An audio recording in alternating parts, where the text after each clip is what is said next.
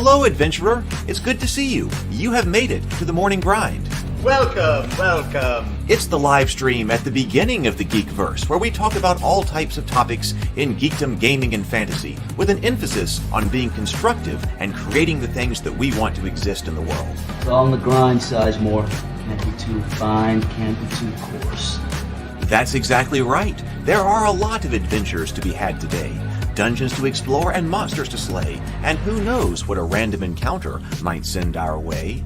That's why we have to prepare, so settle in now for the morning grind with your favorite beverage in hand. Tea? Or maybe something a little stronger. I've got a few bottles of the old Wynyard left. Whatever you want. Pull up a chair. Dude. If you're feeling fancy, how about a cappuccino? Or a frappuccino? Or how about an espresso? Just tea, thank you. Sounds good to me, Gandalf. Whatever you want. I'm just glad you're here. Everyone is welcome. You can just watch if you want. You don't have to worship anything you don't want to worship. Thank you, Mike. But be forewarned. Sometimes we get really strange characters around here. Wait, what's that you say? Why can't you come and be a part of the stream? My wife would disown me. Oh no, I bet she'll be fine with it. Come on in. Am I scared for my safety? No.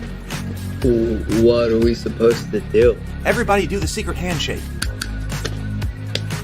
Okay. Secret cultist handshake. Oh, now do wizards who love each other. This, my friend, is a science. I still don't have gills, but it's fine. It's all on the grind, son. Can't be too fine, can't be too coarse. Dude, this would be a sick place to bring the band. Indeed it would be, Dave. It really would. I'm seeing more people coming in. Welcome. Glad to have you here. Oh, look, here's someone new. Is this the cultist meetup? Yes it is. Come to hang out? Please accept me. I have nothing else. Okay, we accept you. Everyone's welcome here. Brought some snacks. Well, that makes things even better. You want some coffee? I don't drink coffee. You sure? It's cultist coffee. What makes it cultist coffee? I'm a cultist and I'm drinking it. Oh. Then I'll have some. What exactly is going on here? I'm seeing more people coming in. Welcome. It's so great to have you. Oh, and look, here comes another stranger. Can we help you? Yes, fellow cultists. I could really use some food. Oh yeah? Welcome. We have donuts. Oh, it's me. I'm glad I'm here. I'm sure you have a few questions for me, though. What's your name? Who do you work for? What god do you worship? Great questions, Rob. I'm Steve King, and I worship Nyarlathotep. No, not really. I'm just Heath, and I won't be worshiping anything this morning. But I will be your host. Welcome to the office. We're going to have a great time. I've got my coffee ready, because now it's time for the morning grind. If you could become a fish, that would be amazing. Then I could command you with my mental fish powers. Good morning, everyone. Welcome to the office. Welcome to the morning grind. It is so good to see you. Let's see. How is everything going this morning? Let's see who is here. Good morning, Stargate Mind, and good morning, Micah. James Bacon and Mike is here. Good morning, Zero the Blade, Lynn. Great crew this morning. Great to see you. Yesterday we talked about comparing Dragon Strike and Hero Quest. After the Dragon Strike game on Friday, yesterday we talked a lot about my thoughts on Dragon Strike. I got the fan over here blowing in my hair over here. We'll just see how annoying that is. But yesterday, after we played the very successful game of Dragon Strike yesterday or 2 days ago, Friday with the nephews, and then yesterday I had been thinking a lot about the differences between Hero Quest and Dragon Strike as far as game design goes. And so yesterday we talked a lot about the differences between those two, and I took lots of notes for potential revision or homebrew rules for Dragon Strike or Hero Quest, or maybe one day working on one similar in style ourselves. I was talking to my brother about that. That's one that we've always wanted to do together. So who knows? Maybe we'll be able to. Good morning, Robert. Good morning. Good to see everybody. So I've also been thinking a lot about Lamentations, the Flame Princess. Ever since we got this started, 3 days ago now, I've been thinking quite a bit about it. I've been kind of interested in going on and reading more, but I've resisted, and so we can go ahead and do this just with the morning grind. Especially the idea, I want to know how it plays, because especially the idea that the fighter is the only one who increases in attack power. That's a lot of niche protection. That's a lot of niche protection. And I wonder how that plays, because I mean, traditionally the fighter, the cleric, and the thief, and all of that, they will increase their Thaco,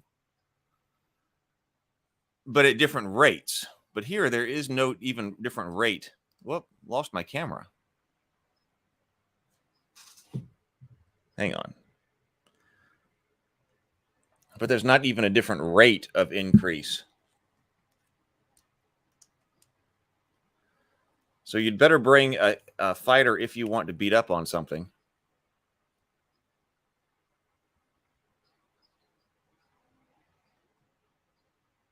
Oh, all right, hang on.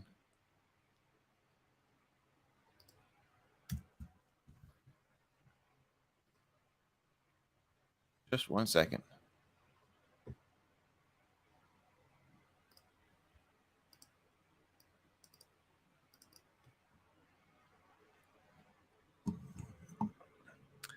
Well, I'm working on it. But anyway, you better bring a fighter if you want to beat up on something, because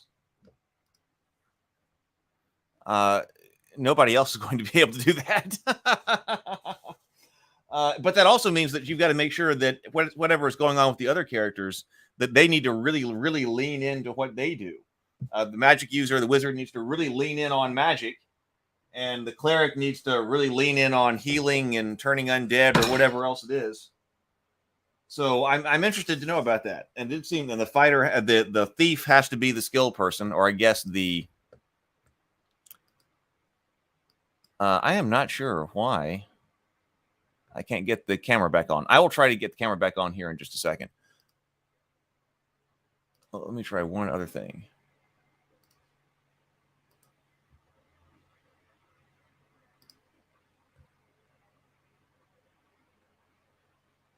Huh. Okay, I'll try that again in just a second. But anyway, I've been thinking about that because I want to know how well that plays, and if it's really compensating that well with the other heroes. I was thinking about, but they do gain hit points. Everybody does gain hit points, not all at the same amount, but everybody's gaining hit points. So I was actually wondering, what if you reversed that? Because it depends on, so hit points have to be something that's abstract, right? Because you're going to be gaining them. So what if you had something where, okay, you got slight level up in attack power, like our asymmetric attack power level up, but that you also, but that maybe it was only one character class that got more fighter or more hit points. Knowing that, I think that having only the fighter level up in attack power probably helps you. We were looking at healing. We were going to start with healing. Probably helps you with your game design, because you've got you kind of know what the spread of attack strength is going to be, which is not going to be not going to change all that much. And the fighter, their thing is they're going to get better and better at it. Here we are. Healing is where we left off yesterday or 2 days ago. So I don't know.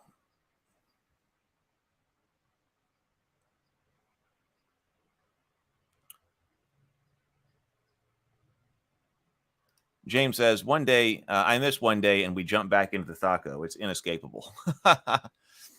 Good morning, PH. I'm on a trip here. Came back early from the beach and turned in. Oh, the beach sounds fun.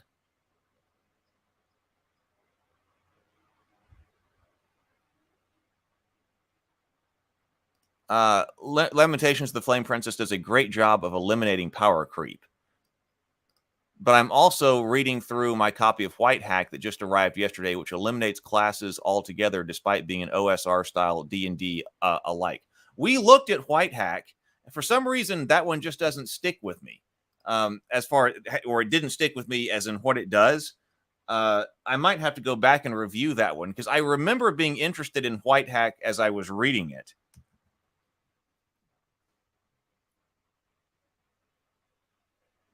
I don't know why my software for my camera isn't up, so I'm just not going to worry about it anymore. It's just, it's wrong footing me. But yeah, we did look at White Hack. I am going to, all right, let's do our breathe and sip here. Let's breathe and sip. 2 deep breaths, complete exhales, and then take a sip of your favorite beverage this morning. So here we go. Breathe in.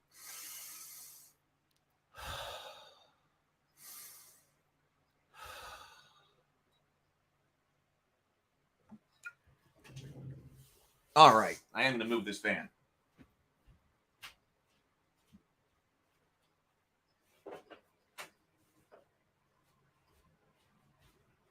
Oh, yes, I do remember there being an auction system. Sable Phoenix says, I'm really interested in White Hack's auction system, which can be used for large-scale action scenes. Don't think I've ever seen any game using some similar mechanic. I remember it had some type of auction mechanic. I'm gonna have to go back and review, though, because it's been so long. That was kind of early in the morning grind that we did that one. Stargate Mind says, oh, question for everyone. Should ships and spelljammers be in the equipment section or a whole separate publication that includes the full suite of rules for that? Yeah, Micah says depends. If they're essential to the core rules, they should be. If it's an expansion setting, then separate. Lynn says auction systems are pretty rare in RPG rules. So, yeah, we might have to go back. I do need to go back and look at that one, because I do remember liking it. I didn't remember that it was classless. Is White Hack a potential for a West Marches style game?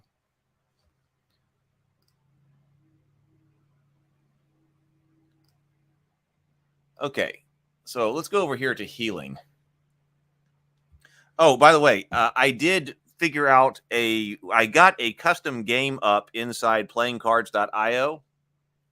I don't know if anybody has had another chance to work with that. That was a pretty good table system, virtual table system that we were looking at that is minimalistic but effective.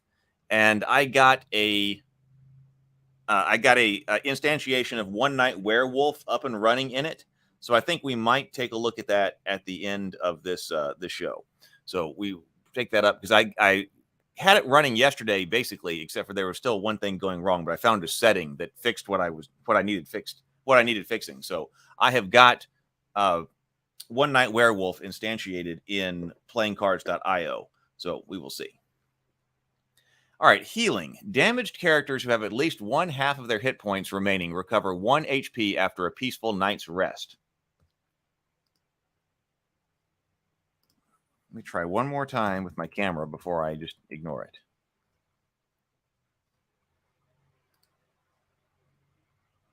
No, it just seems like that software's jammed up for some reason.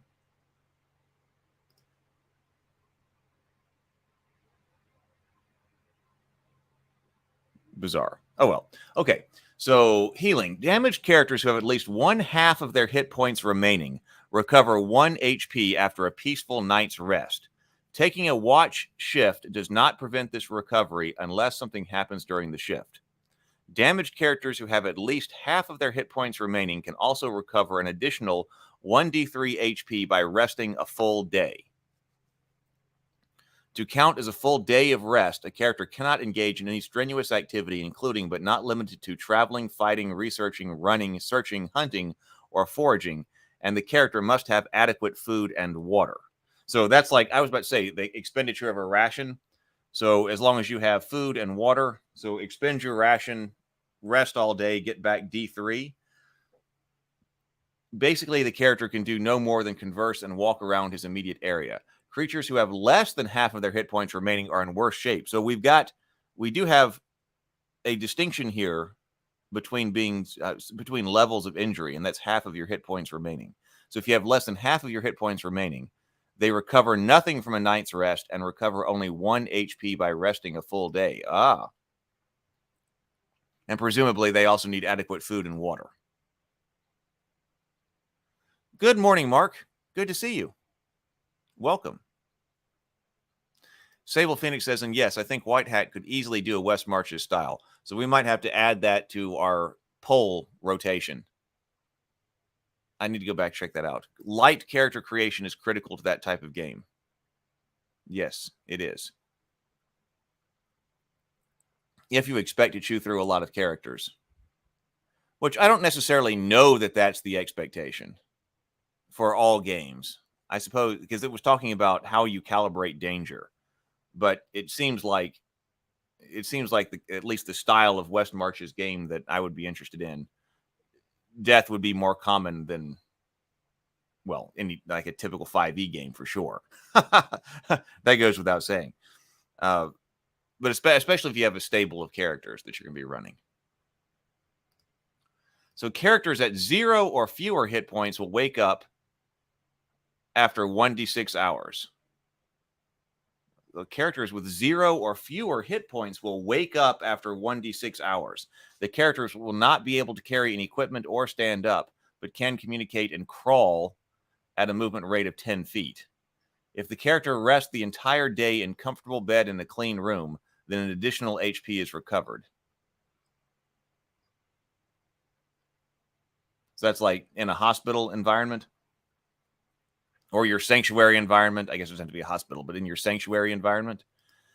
Characters who have suffered temporary ability score loss recovered a rate of 1 point for all affected ability scores per day of rest. Oh, so I bet that's how you get back your ability scores after being poisoned or having a disease or something like that. Because didn't I say, oh, okay, how do we get our points back after that? Well, it didn't say, but here it says right here. So, okay, so I suppose that once your illness is gone away, you don't get all of your points back. You probably have to recover at this rate. All affected ability scores regain an additional point at the end of a full week of rest. Characters can make no recovery if resting in a dungeon or similarly hostile environment. Healing restores 0 points and ability scores. Healing restores hit points and ability scores only to their normal maximum, never more. So it seems like magical healing will also be important here. But what about death? Oh, yeah, because we looked at this. So when a character or creature suffers damage, the amount of damage is reduced from the character's current hit points. When his hit points reach 0, the character becomes unable to take any action and in most cases falls completely unconscious. The character becomes mortally wounded at -3 hit points and will die in 1d10 rounds. No healing, magical or otherwise, will prevent this death at this point. Death is instantaneous at -4 hit points. So when this says characters who are at 0 or fewer hit points will wake up in 1d6 hours, I guess that's only for characters with 0, -1, or -2 hit points. So if you're 0, -1, or -2, you'll wake up in 1d6 hours, but still not be in great shape by any stretch of the imagination. Because if you hit -3, you're in your death spiral, and hit -4, then you are out of here.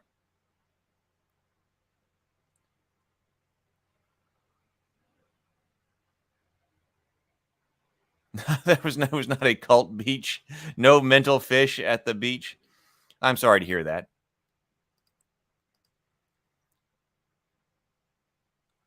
Languages. Most characters are assumed to begin play with fully fluent in their native language and are literate as well if they have an intelligence of 7 or greater.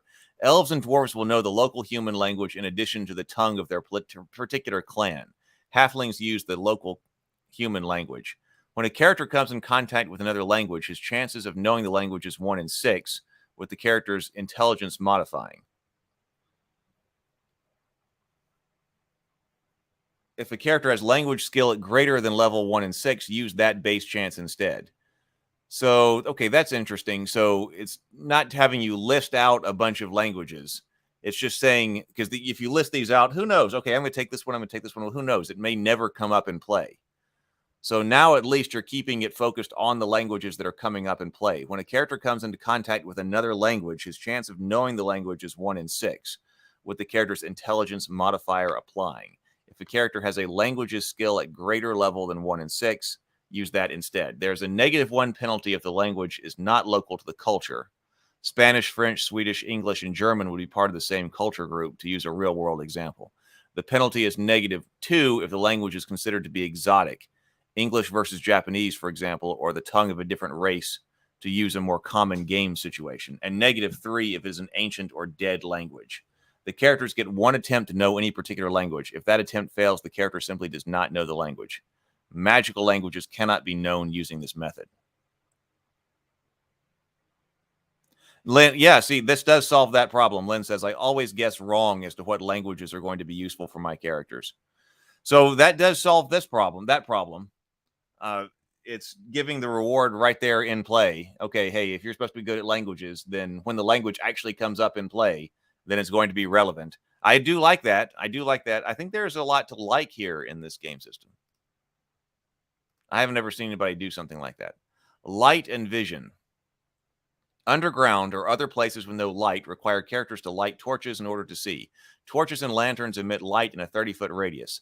Candles emit light in a 10-foot radius. Lanterns use flasks of oil as fuel. A lantern can burn continuously on one flask of oil for 24 hours. Torches burn continuously for 6 turns before burning out. Is that the classic 6 turns to 1 hour? Candles will burn for 12 turns. Characters that carry a light source are unable to surprise opponents because the light gives them away ahead of time. The referee's judgment will determine how far characters can see in other situations.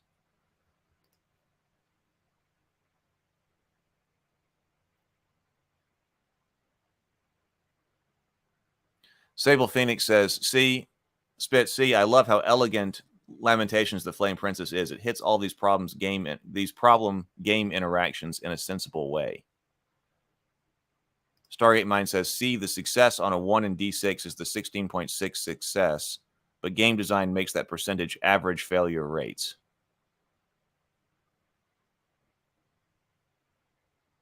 So players succeed on stuff more like 80% rather than under 20%. Lynn says, doesn't sound like they distinguish degrees of competence at language.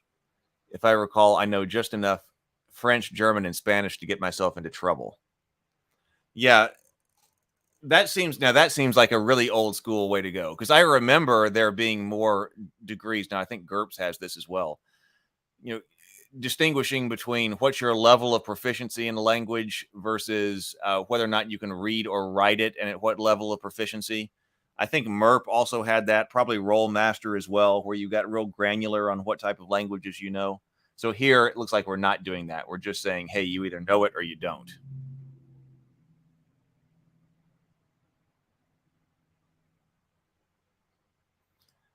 PH says, about Spelljammer, there's a video called A New Approach to Spelljammer in 5e, Game Changer by Tekeros, that talks about doing ship combat more like Star Wars and less like Star Trek. I do want to get something on spelljamming at some point, because I don't know anything about spelljamming. Like perhaps the original, or I guess it's the original, but like the AD&D box or something like that. Because I don't know anything about jamming. The light source is referenced heavily in Veins of the Earth. You can't surprise a target when you have light, but then your light is also your initiative. You don't roll for initiative. It's group initiative, and whoever group has the brightest light source always goes first. Huh. GURPS has it. D&D never has, as far as I can recall. D&D has never had that? Okay. As far as the granularity in languages. I don't remember reading that when we were going through like the rules encyclopedia. So it may be that D&D has never had that.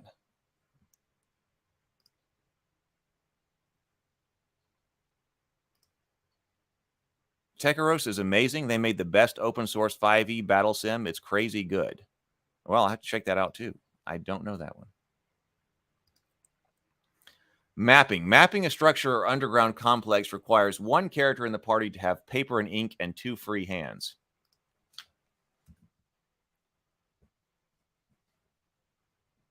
The referee is only obligated to give verbal descriptions of the area, and if asked for a player how this map compares to the real map, the referee is only obligated to point out very obvious errors. If the player characters are moving at exploration speed, then the referee should give exact dimensions of hallways and areas. Taking such measurements is one reason why the party's progress is so slow. I don't know. Do you actually take exact dimensions of hallways and areas if mapping? I don't know. Going in and actually mapping a dungeon is not something that I've ever actually done. Especially if there could be monsters inside. Seems like that would be something you would come back and do after all the monsters were dead.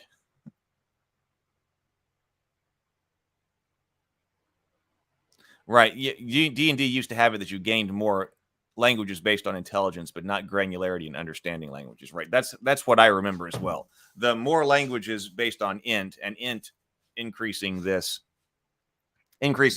chances to know languages in here as well. That seems pretty classic D&D. Let me look up this battle simulation. I just put this battle simulation in another.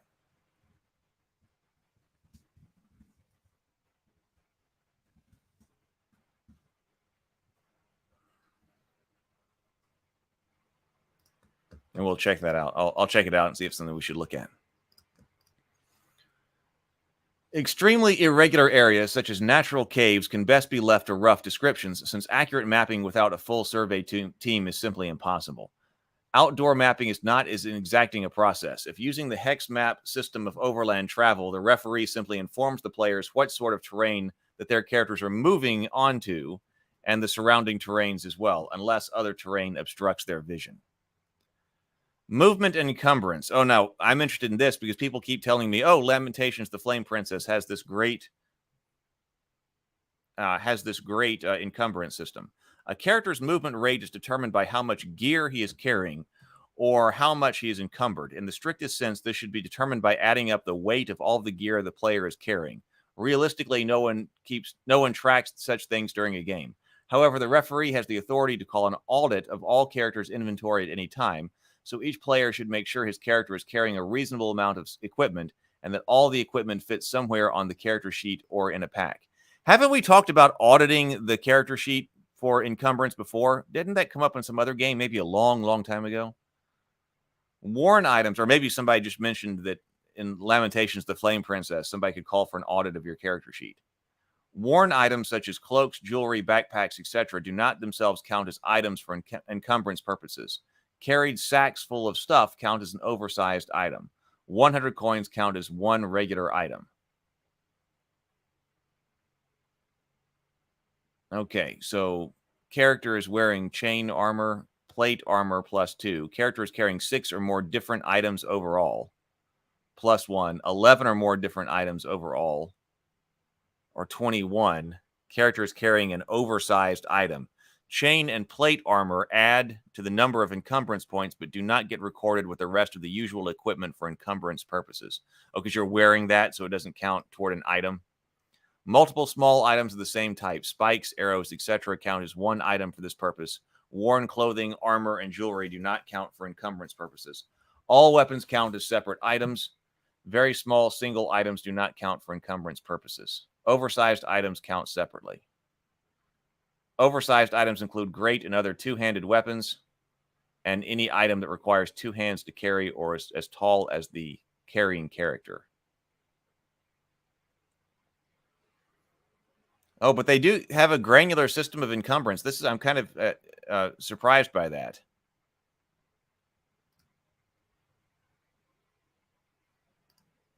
PH says, initiative based on light source. If my players have a 30 feet light source and the enemies are in the dark, one of the PCs will take the first shot.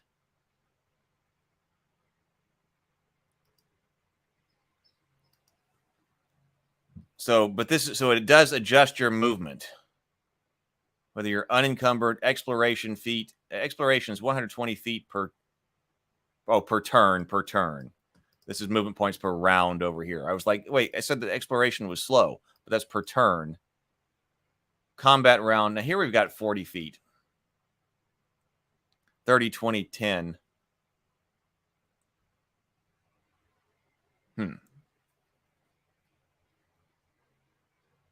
Well, there were some other encumbrance systems that I thought we liked. I was expecting a little bit more out of this, but still counting this is effectively some kind of slot-based system, right? I mean, effectively. Maybe it was 5 torches deep we were looking at. Mounts. If an animal is pulling a cart or other vehicle, the load of the vehicle, as per this scheme, is applied to the animal as well. Multiple mounts pulling a vehicle divide the total encumbrance between them. Oh, okay. So this is what I was looking for in Knave, because the number of slots that you have to store equipment is so limited in Knave. It was talking about, well, we probably need to go and get some type of cart or something. But then it surprised me that the cart, that they didn't give us any type of information on how many encumbrance slots horses had, or if you had a cart or something like that, because it seemed like it was going to be so necessary based on how few slots you had. You were really probably going to need to use some type of beast of burden to get to and from the dungeon. Probably not walk around the dungeon with it, but to at least get equipment to and from, and then treasure back out. But there were no rules for that. So here we do have the encumbrance for the mounts. So I do like this. So for every human or dwarf riding an animal, plus 5 points. Every elf riding an animal, plus 4 points, plus the rider's encumbrance points. Halfling riding the animal, plus 3. Animal is wearing leather barding, plus 1. Chain barding, plate barding. Animal is pulling a vehicle, negative 10 points against vehicle load per axle. Per 5 items the animal is carrying, plus 1. A teamster has packed the animal's load, negative 5 points. That seems like something that's good enough to use. Especially, you got to get treasure back in this game, right? So then here is our exploration, combat, running, and miles per day. Mules subtract 5 points from their encumbrance load, but move at half the listed speed. Ponies move at the listed speed, but automatically start with 6 points of encumbrance. All per day travel distances include periodic rests. Characters apply their constitution modifier to their per day travel distance on foot. The movement rates shown in the table above are based on an 8-hour day of travel of open road. The terrain type will alter on travel on open road. Okay. The terrain type will alter the rate somewhat as shown on the table. Jungles, mountains, swamps, desert, forest, hills, clear plains, trail, road. The miles per day traveling while riding seems quite high.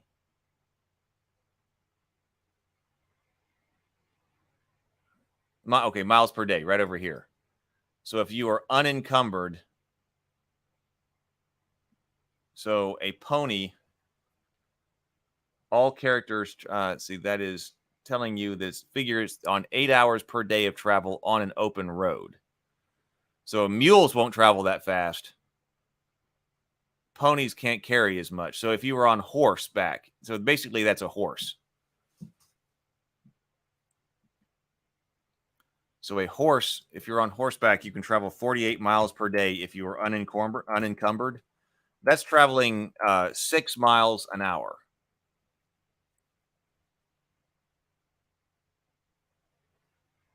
I don't know. We'll have to get somebody else to check on that. That doesn't seem completely... That's with some rests. 6 miles an hour with some rests. If you are unencumbered on a horse going down a road. Sable says, yes, simple enough to use, but still crunchy enough to matter. That's Lamentations, the Flame Princess in a nutshell.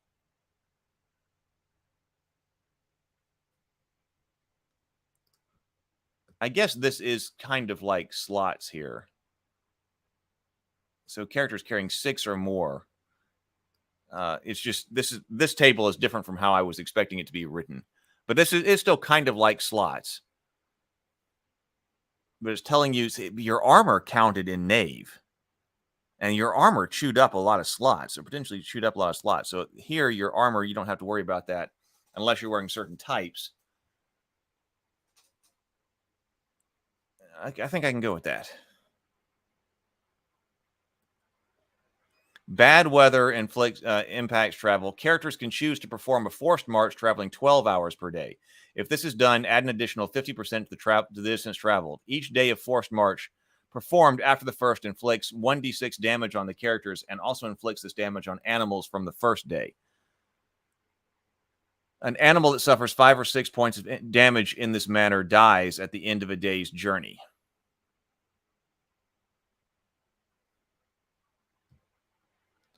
Searching. Many items and features of interest are hidden from open view, with secret doors or compartments being the classic example.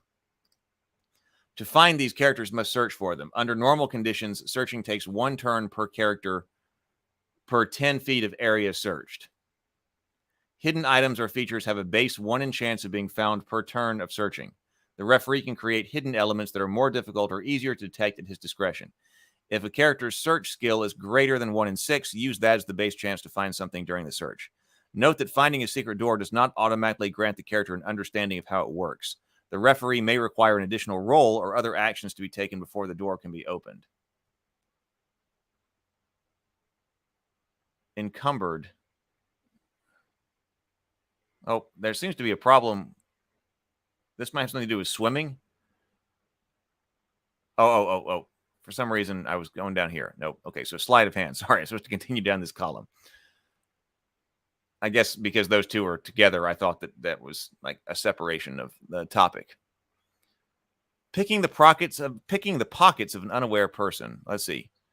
PH says, I use cards to track encumbrance. 3x your con bonus in general items. 2x for rations and armory. Armor type takes more than 1 space and times 1 for treasure. Each type represents 1 resource. Maybe we need... I would like to be able to hand the players these cards, because especially if you're only having that number, I'd like maybe some mini cards with items. And that tell you like their bulk rating or something. I do think I like the bulk rating, because it seems like if you were using cards, it wouldn't be that difficult to just track right there and not have to worry about only calculating it during an audit. Although you could still use the audit method. I'm going to try one more time to open the software to run the camera, and it just says it is not responding. Might require a computer restart or something like that. Oh, well. Stealth allows a character to sneak around and hide. In order to use the stealth skill, those that the character wishes to hide from must not already be aware of the character's presence, and there must be somewhere to hide. Stealth is not invisibility. For instance, if the character hears enemies coming down a bare hallway, he would not be able to simply hide because of the lack of available cover. Unlike how some people argue that's supposed to be the case in 5th edition. There's some abusive rogues out there. Poker chips of different colors would work too. Yeah, you could use poker chips. I mean, if you wanted to, if I was thinking the cards would allow you to put a picture on them, but you could use poker chips. And there are tons of different places where you can get all kinds of stickers printed. Actually, the cards might actually end up being cheaper. But if you wanted the weight of the poker chips, well, then you could go and just have stickers made that fit on the poker chips that show the item in question, and then stick the sticker on the poker chip. The card would give you some information about the item, though. Some additional information about the item. Although you could also put a sticker on the back that has text of the item's usefulness or whatever the sticker, whatever it does. That could be fun. That would give them a bit more weight. I like the handouts.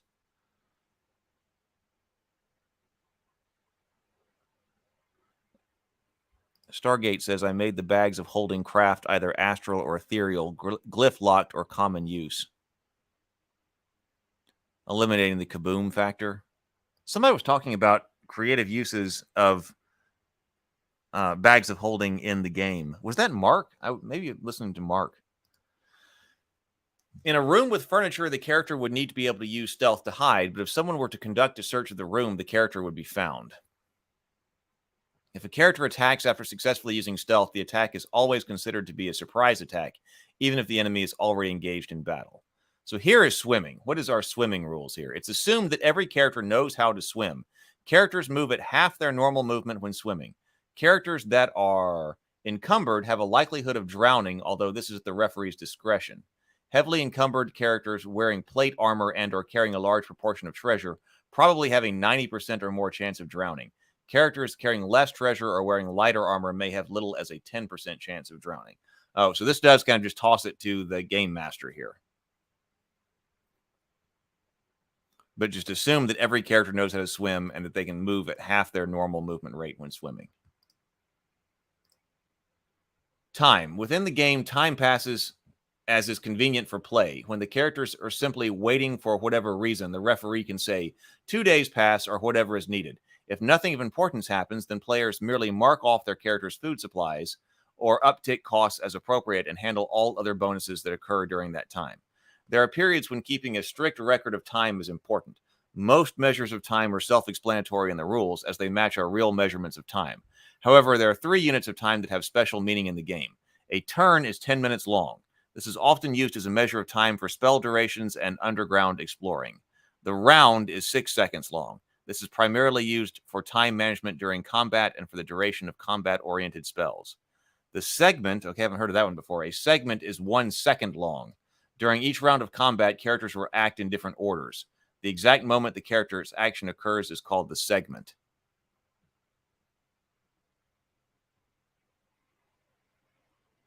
Tinkering. Manipulating small mechanical objects is an activity called tinkering. Tinkering is often used to open locks or remove small mechanical traps. Note that only mechanical locks where the character has access to the keyhole or other opening mechanisms are available to be manipulated in this manner. Only traps which have been found and which have a mechanism that is accessible for the character can be disarmed. For example, a tripwire is a trap which the character can attempt to disarm, as is a lock with a poison needle. A pressure plate which, when pressed, collapses the ceiling would be an example of a trap the character could not disarm because the mechanism itself is behind the walls, floor, or ceiling. Ah, okay. That's a distinction I don't see made quite a bit.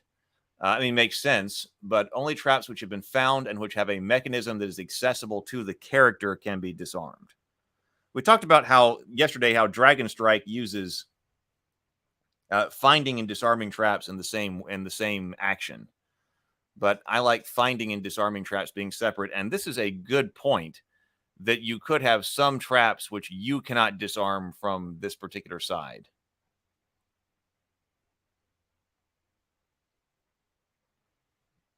So some traps might be disarmable.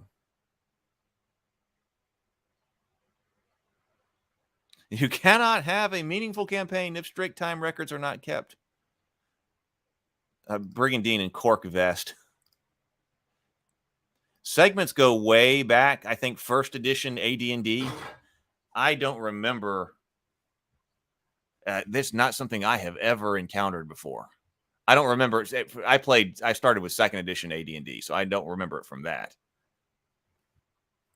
Segments help eliminate turn-based downtime in combat.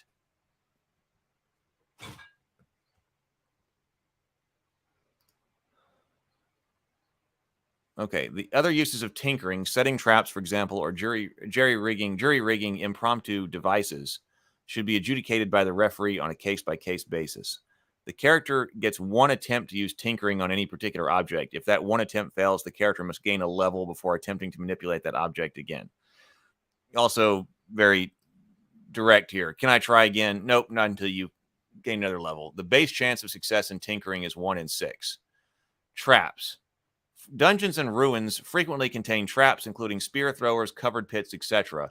The referee will decide what is required to trigger a trap, what happens when the trap is triggered, and what happens when the trap is triggered. In general, there must be some way to avoid or reduce the effect of the trap being sprung. For instance, a save versus paralyzation is often used to avoid falling into a covered pit, while spear throwers, automated crossbows, and the like are sometimes treated as if they were monsters attacking the victim's armor class in a given attack bonus. Any character can use the search skill, base 1 in 6, to determine if an area or object has any secret mechanisms or functions, including the traps. A successful use of this skill does not tell what the function is. It may very well be triggering something the character would want to trigger, but let the character know that it is there. That it is there and how it's triggered.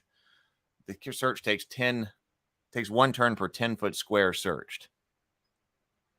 Trap detection may not be allowed if the trap is purely magical in nature. On the other hand, in such cases of magic users, elves, and or clerics may be able to detect traps at the given 1 in 6 chance at the referee's discretion.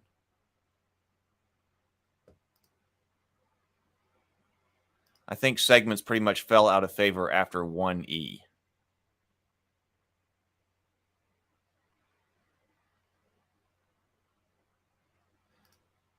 PH says, I can only imagine Sable Phoenix tracking time while rolling some Rollmaster tables. What a joy. So, okay, so this is our of ships in the sea segment. We got different kinds of watercraft. We've got the required crew. We've got sailing. We've got rowing, cargo carried in tons, and ship hit points. Good vessels have a 5% greater speed and ship hit points. Excellent vessels are 10%. Advanced vessels have 15%. Poor vessels have 10% less. Awful vessels have 25% less speed and ship hit points. So if you are in a awful raft, it's just not good for you.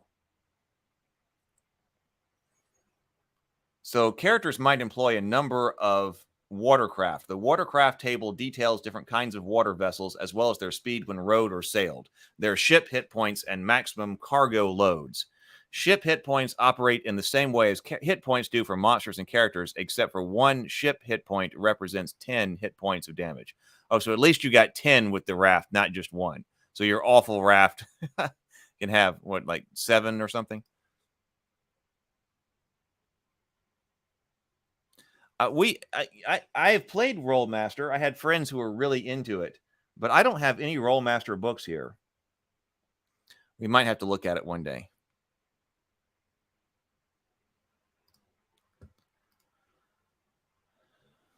Any attack which does less than 10 hit points of damage does not cause the loss of any ship hit points. If a vessel is damaged to 0 or fewer ship hit points, it will no longer move, and the ship's weapons will no longer function. The ship will sink within 1d10 rounds.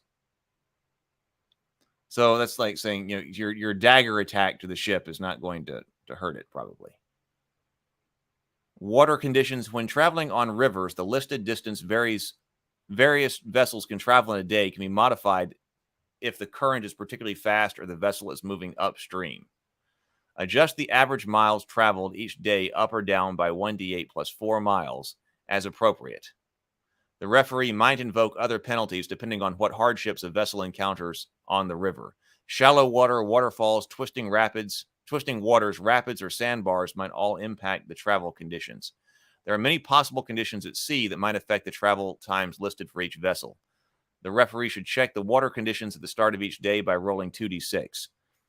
A result of 12 indicates strong winds and storms, which while a 2 means that day is completely devoid of wind and the ship is incapable of rowing, cannot move for the entire day.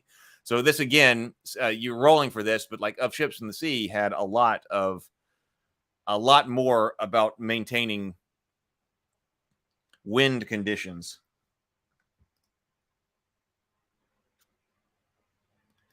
Yeah, one thing I do know, it has tables for everything. Lots and lots and lots of tables. Now, I did go over MERP on the channel. You know, MERP was kind of a simplified Rollmaster, and MERP was my first RPG. And so there are a lot of tables in MERP, but not as many as in Rollmaster. See, we talked about this when we talked about RPG design. All of those tables, that was an older school way of trying to adjudicate. See, what were we saying about this? Partial successes and partial failures. Because there are all these tables for, okay, what if I'm trying to do this, or I'm trying to do that, or I'm trying to do something else, or I'm trying to inflict this particular type of critical damage on this particular type of foe. And then what are all the different ways that could go wrong? Rather than having the GM or all the different variations that could occur, rather than having the game master try to adjudicate all of that on the fly, instead preloaded all of these tables with all of those results. And then you rolled for it. So that was how it was trying to adjudicate partial success and stuff without having to rely on the game master, which is what a lot of different games try to do that have partial success today. So any vessel with sails can attempt to move with the wind to avoid damage from strong winds. However, this may not carry the ship in the direction of preferred travel. The direction will be chosen by the referee. The vessel travel at the the vessel travels at the average speed times 3. If the ship encounters land during this travel, it has a 25% chance of finding a safe place to take refuge along the shore. Otherwise, the ship is driven into the shore and breaks up because it either collides with the harbor wall or its hull is ripped open by the rocks in shallow water. In these windy, stormy conditions, a galley, defined for the purposes of any ship with a rowing speed instead, has an 80% chance of being overrun with water and sinking. If it is near shore when the storm hits, a galley can find safe harbor 100% of the time if the shore has clear terrain. Otherwise, a galley will need to find safe harbor on the roll of a 1 or 2 on a d6. Note that if the roll indicates no wind for the day, ships can move by rowing, can move their normal speed for the day. Sailing ships are unable to move any significant distance under these conditions.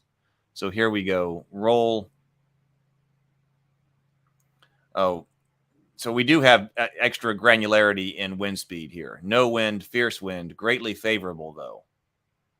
Favorable, slightly favorable, none. Or none, so normal. All ships have a 10% probability of taking on water. At 11, greatly favorable, for which will incur a penalty of -1/2 to movement instead and inflicts 3d6 ship HP worth of damage on the ship. And you're moving randomly in fierce winds. Galleys will sink 80% of the time.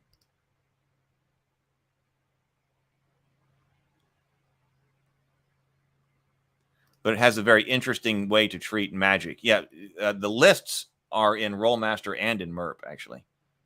And the magic is one of the things that we didn't really like about MERP for representing Middle-earth.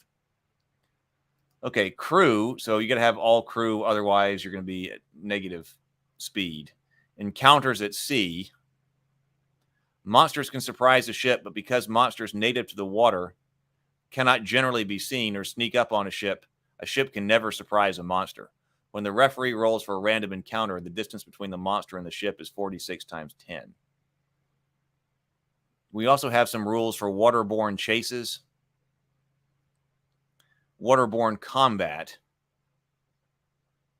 It takes half a crew's complement a full day to repair 1 ship hit point of damage, while a full complement of crew can repair 2 ship hit points in a day.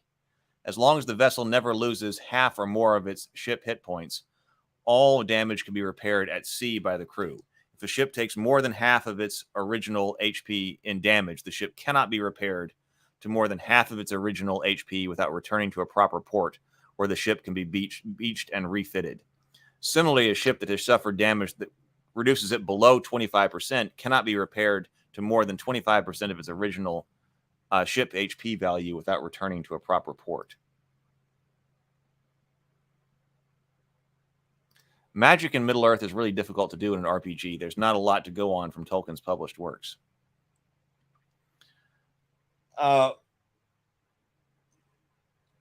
We'll have to take a look at the One Ring. Now, the One Ring, I have looked at it before I was going live. So both MERP and the One Ring videos on this channel are not live videos. But I went through them not live. I like magic, the magic in Middle-earth, because there's not a whole lot of it.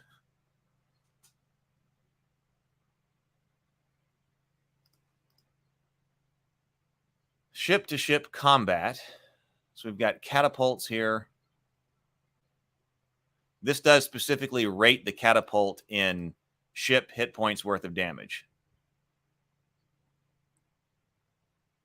Small ship ram, so this is SHP worth of damage. Boarding vessels. Here we have information on our retainers here. Also old school to have lots of people you can hire.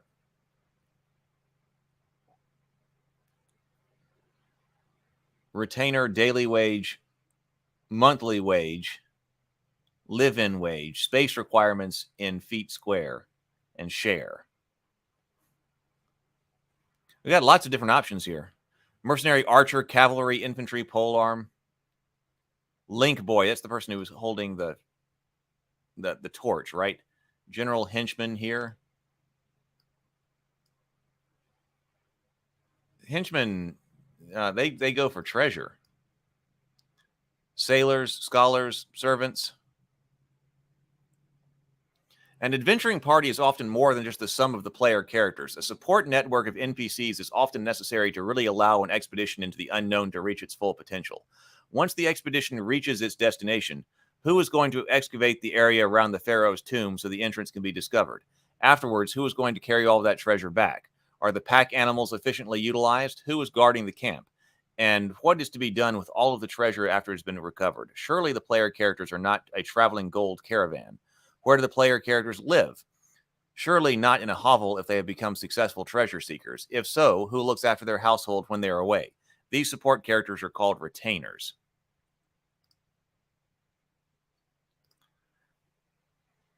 The basic types of retainers and their basic stats are listed on the previous page. The daily wage is the cost of hiring one person of that type for a single day. The monthly wage is the cost of hiring a worker long-term, although the worker retains his own residence and is expected to work no more than 1/3 of any particular day. If no long-term contract is worked out or the length of employment is unknown at the start, use the daily wage, even if the length of employment lasts longer than a single month.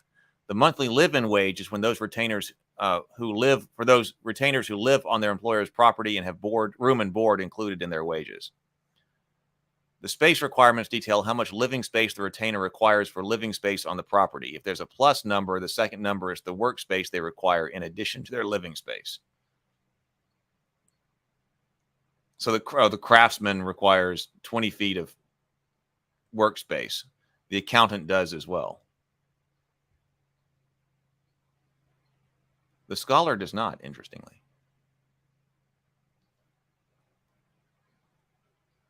Most retainers will absolutely not subject themselves to danger. Those that are willing to place themselves in dangerous situations will receive a share of treasure gathered and experience points as noted. So, that's treasure and experience points. Note that these are shares only from those actions the retainer actually partakes in.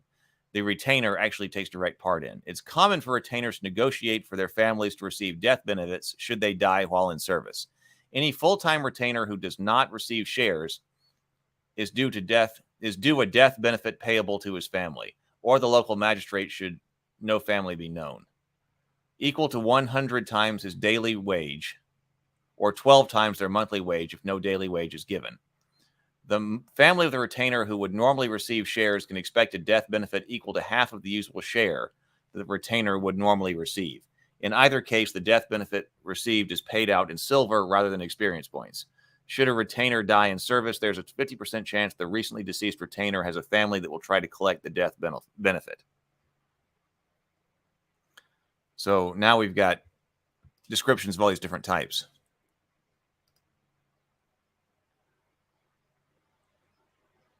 The henchman says the henchmen are different in that they are not exactly hired help, but actually adventuring sidekicks. They're also classed adventurers. That's why they don't have pay, but they get a huge chunk of XP and gold or silver. Characters can only hire henchmen that are at least 2 levels below their own. Henchmen are often found during adventures as allies and make for great replacement characters for a player once a character dies. Whereas the mercenaries are paid warriors for hire.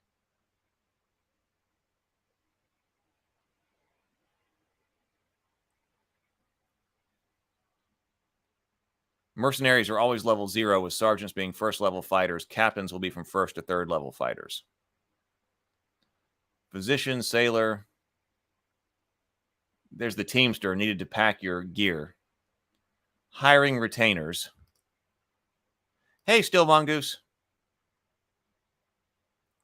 Hope your weekend is going well as well. Hiring retainers.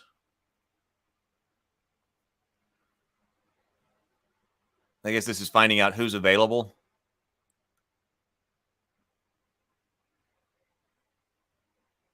And whether or not they accept or reject a position.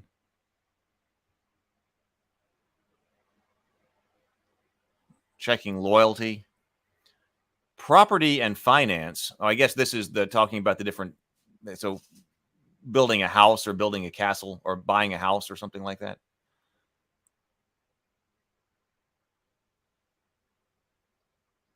It costs 1 gold piece, 50 silver piece per month for food and other essential supplies per resident of the household. A landowning character must pay 1d6 of the property's value every year just for simple maintenance. This is increased by 1d10% if there's no accountant on staff, and another 1d4% if there's no handyman or craftsman on the payroll.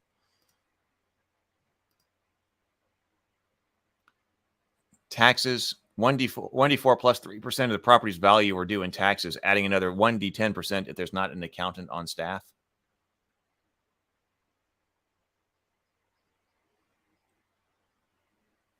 Starting a business, investment. For example, let's look at an example. Example 1. If a character has 50,000 silver pieces invested in a risky business venture, on the yearly roll, he rolls a 20, meaning a 10% gain. Alas, he has no accountant. Because he rolled a 20, he rolls again and gets a 3. He adds 3 to his original 10, totaling a 13% gain. At the end of the year, his investment returns him 6,500 SP. Example 2. The same character has a 10,000 silver piece investment in a stable venture. On a yearly roll, he rolls a 1, meaning a 3% loss. Again, he has no accountant, the fool. Because he rolled a 1, he rolls again and gets a 7. He subtracts that 7 from the original -3 for a total loss of 10%.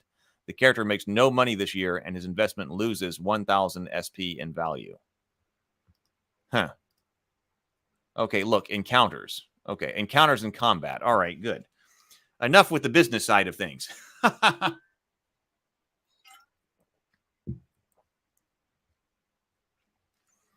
Okay. When surprise is possible, roll 1d6 for each side which might be surprised. Most normal characters are surprised on a roll of 1 to 2. Surprised characters are unable to act for 1 round. Characters or creatures which are well hidden or prepared to perform an ambush act from the surprise roll on a roll of 1d4 on d6. Some characters or creatures are described as being less likely to be surprised. Reduce the range by 1 for such creatures. The foes of surprised characters can take a free action before initiative is rolled. Note the explorers traveling in a large party underground with light sources and metal armor clomping on stone floors are not going to surprise anyone or anything. Encounters begin with the closest opposing characters 3d6 times 10 feet apart, unless there are specific details which would define the encounter distance, such as being in a fog or in a forest. In environments with limited visibility, such as the underground, the maximum encounter distance will be the visibility distance. Note that creatures can see in the dark, have ranged combat capabilities, will certainly attack from beyond the range of their opponent's vision. We have reaction rolls here. Okay, there are 2 methods for determining initiative.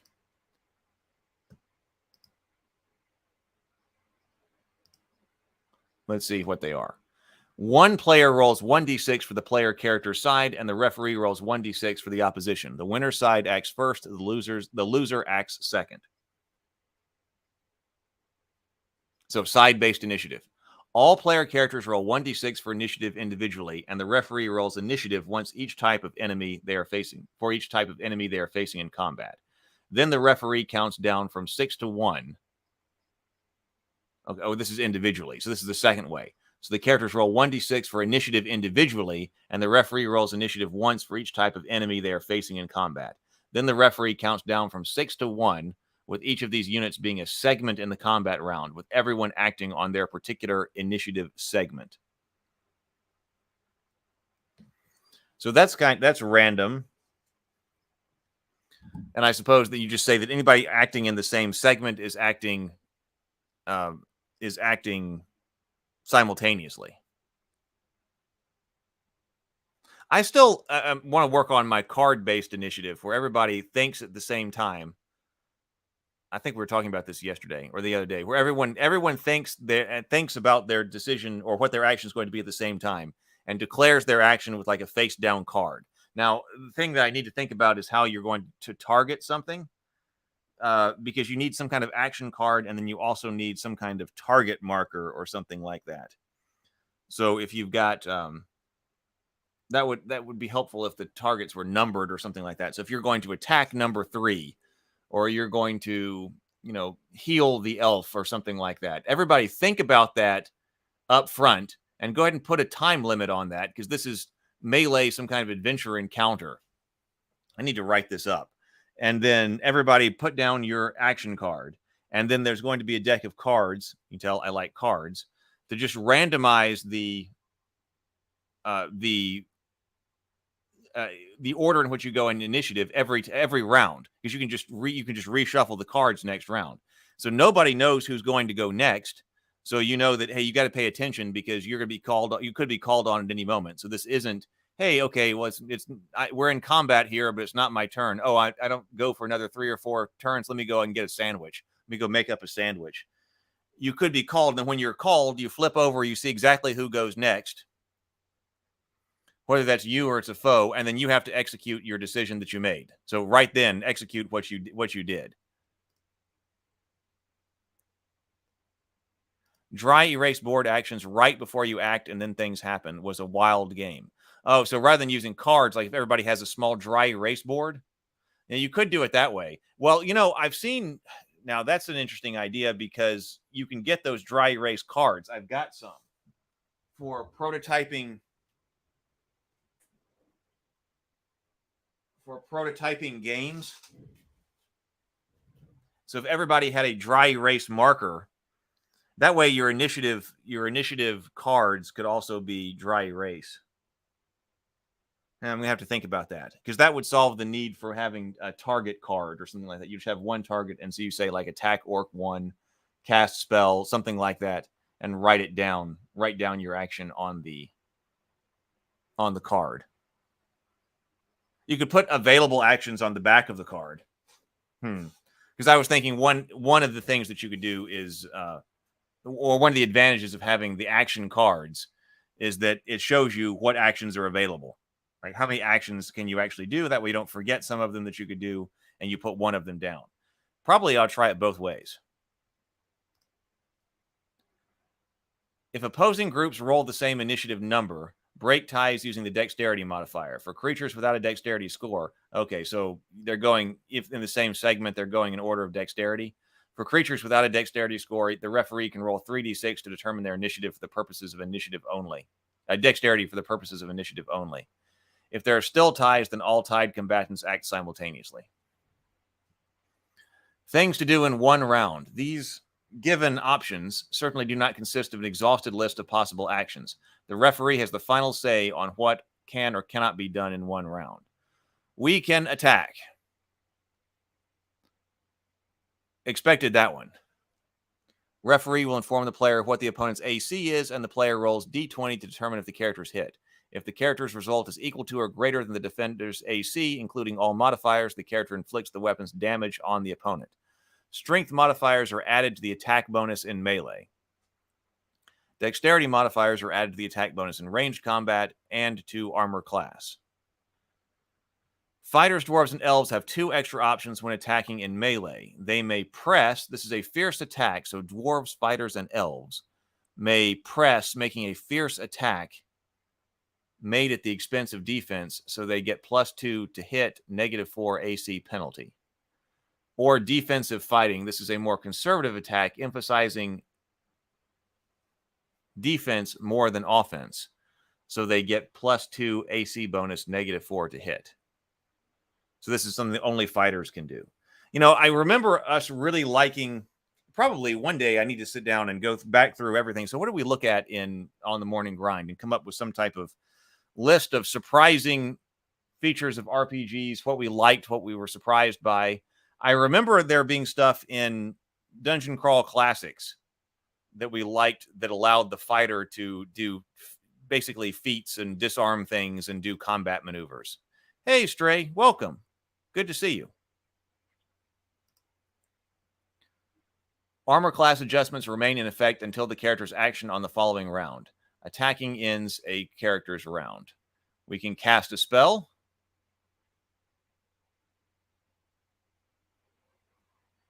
Casting a spell during combat is a very risky proposition because the caster leaves himself completely helpless and open to attack when doing so. Magic users must have both hands free. A staff in the hand is acceptable. Elves need just one free hand to cast a spell. Clerics must have their holy symbol in one hand for the entire round. A character wishing to cast a spell cannot drop anything at the beginning of the round or move at all during the whole round of combat, or the whole round. His attention must be casting the spell for the entire round. Spells with an instantaneous or permanent duration can take effect right away. Other spells take effect at the beginning of the next round before the initiative rolls are made. If the character has taken any damage earlier in the round, the character cannot cast a spell that round. Oh, thank you. Yes. Please do like and subscribe if you are here. And also do check out the Discord server. Thank you, Stray, for posting that.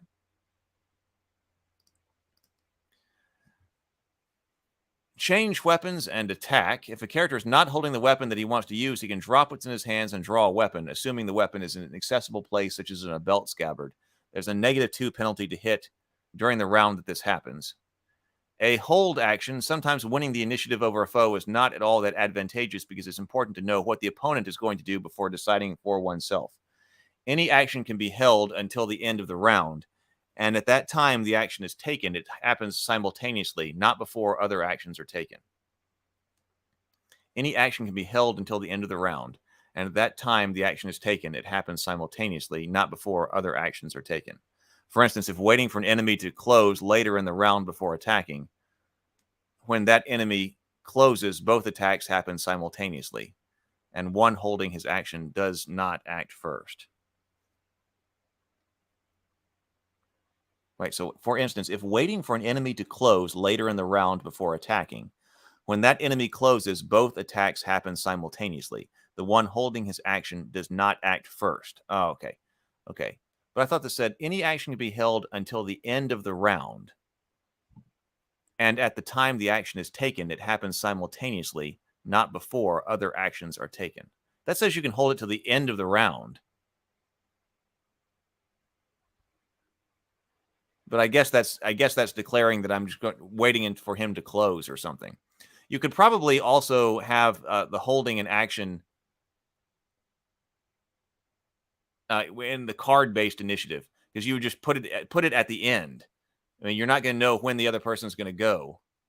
Well, I guess you could. I guess you'd experiment with it both ways. Are you going to hold it until some other action happens that's going to trigger it, or are you going to just push yours to the end of the initiative order? Move. A character can move up to 1/3 of his normal movement rate in feet every round, and he can also attack using this round. During this round, if there's an enemy in that distance. Alternatively, the character can charge, moving his full rate and doing double damage, but suffering a -2 AC penalty for the round. Characters with weapons that can receive a charge automatically strike first against an enemy that's closing into melee range with them. Characters with weapons that can receive a charge automatically strike first against an enemy closing into melee with them, unless they have already acted in that round, and to do double damage against charging enemies. Can everybody parry here? Characters can decide to defend themselves in combat at the expense of all other possible activity. No other action is allowed during a round in which the character parries, which is different from that other type of defensive, more conservative attack, right? Although the player is free to decide that his character is parrying at any point during the round, even out of initiative sequence, provided the character has not acted yet. This gives the +2 AC bonus for the round, or +4 bonus for fighters, dwarves, or elves. See, you could put that on the card to help you remember, like when your turn comes up, if you weren't trying to write. Well, you could write down your target. See, putting out a card is also probably faster than writing it down. But you could write something to indicate your target with it. But, yeah, at any time, like once you flip over your card, it could say, kind of like a Gloomhaven thing, hey, you can do this. This is your primary thing. But because of things have changed, you can choose to do this other thing instead. And like fighting defensively or parrying or something like that could be always something that you could do.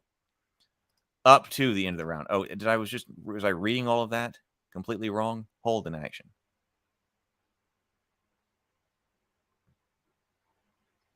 Any action can be held until the end of the round.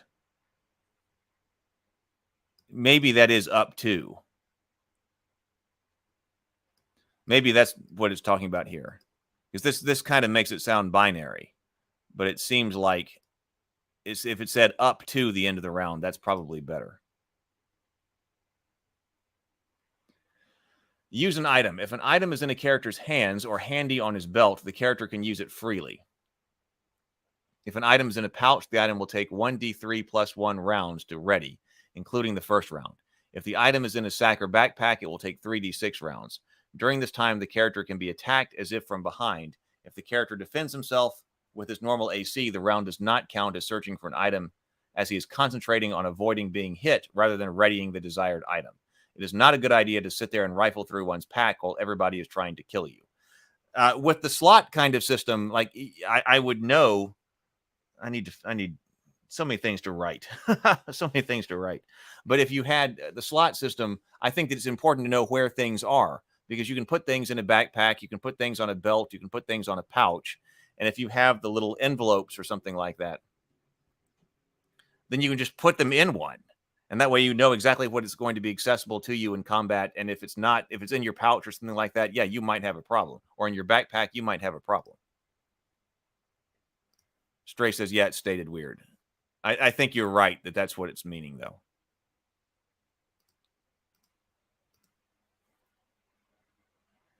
Other combat issues. Aiming. If using a missile weapon, the character can decide to take a full round to aim. This means taking absolutely no action for an entire round except aiming, during which time the character has no dexterity modifiers to his AC. On the following round, the character receives a +4 to hit when firing in his action. The aiming time is in addition to normal reload times. Attacking from behind. If a character is attacked from behind by an enemy he is not aware of, he loses all dexterity and shield modifiers to AC, and the enemy receives a further +4 bonus to hit. Cover. Cover is protection behind something that can actually block incoming missiles, such as a wall or arrow slit. Cover bonuses are as follows. Firing into melee. Firing into melee with a missile weapon is a very uncertain thing. To do so, randomly determine who in the melee is actually targeted. The first character does not get to choose before rolling to hit. How do you know that they're in melee, though? Like next to each other and fighting? If the firing character takes a full round to aim, one possible target of the firing character's choice counts as 2 people in the melee when the referee comes to determine the targets. So if the firing character takes a full round to aim, one possible target of the firing character's choice counts as 2 people in the melee when the referee comes to determine the targets. For instance, if a character fires into combat where 2 of his allies are fighting a lone enemy, normally there would be an equal chance of targeting each of the 3 combatants. After aiming, the enemy would count as 2 figures, giving a full 50% chance the enemy will be targeted. Significantly larger characters or monsters in melee count as 2 characters for random determining purposes. A truly gargantuan creature can be fired upon using the normal rules. Dexterity modifiers do not apply for either the firing character or the targets when resolving missile fire into melee. Helpless opponents, defined as sleeping, bound, magically frozen, etc., are automatically hit for maximum damage by anyone attacking with a melee weapon.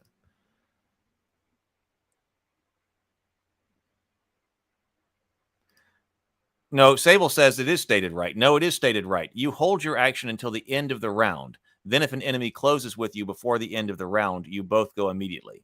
Otherwise, the action is wasted.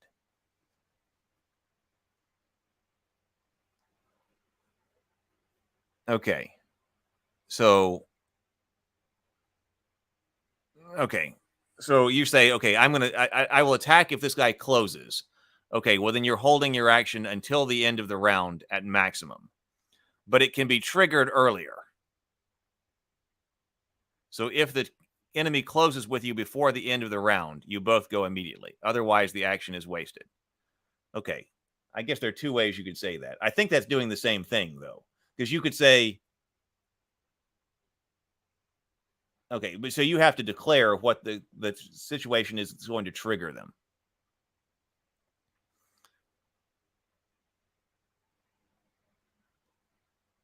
Because if it can't be held, I guess the reason it's saying until the end of the round is to say that it can't be held beyond that. The maximum length, which I think that was implied. But all right, so the maximum length that you can hold it is until the end of the round. Otherwise, yeah, the action's out of here. Holy water. The holy water can be sprinkled on an opponent within melee range. The opponent will be always considered AC 12 in this situation unless using an actual armor or shield. This takes both the attacker's hands and actions for the full round. Holy water, if in a glass container or flask, can be thrown at the same range modifier as a rock. If it hits, it will only break and unleash the holy water 75% of the time. Otherwise, it simply does the same damage as a thrown rock. Holy water inflicts 1d8 damage against appropriate targets such as undead, summoned creatures, innately magical beings such as elves, etc. Oh, elves take damage from holy water. Invisibility and darkness. Characters fighting opponents they cannot see suffer a -6 penalty to hit in melee, and all attacks against them by the unseen party are considered to be from behind. If the unseen party is unable to see, of course. Characters fighting opponents they cannot see. Okay, it's -6. Missile attacks against unseen targets automatically miss, although that referees might decide to check to see if a random character is hit in the dark if a character falls wildly into occupied dark space. Morale. Morale is between 2 and 12. To make a morale check, roll 2d6. If the roll is equal to or less than a morale score, the NPC, monster, or monster group is willing to stand and fight. A morale score of 12 never fails a morale check. They always fight to the death.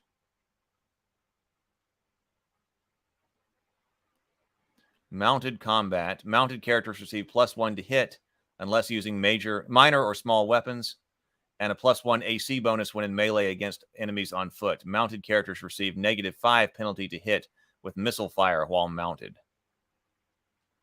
Oil and fire. Well, we often use being on fire as an example here. Lobbing flasks of flaming oil is a popular tactic for explorers. Here's how that works. Oil flask must be in hand, its lid or stopper removed, and a wick of some sort, usually a bit of cloth, already prepared and lit. Lamp oil is not napalm. If a character is subjected to ignited lamp oil, it will suffer 1d4 points of damage. If the damage roll is 4, the victim must make a saving throw versus breath weapon or else suffer an additional 4 points of damage on his next action. If that roll is a 4 as well, the victim becomes engulfed in flames.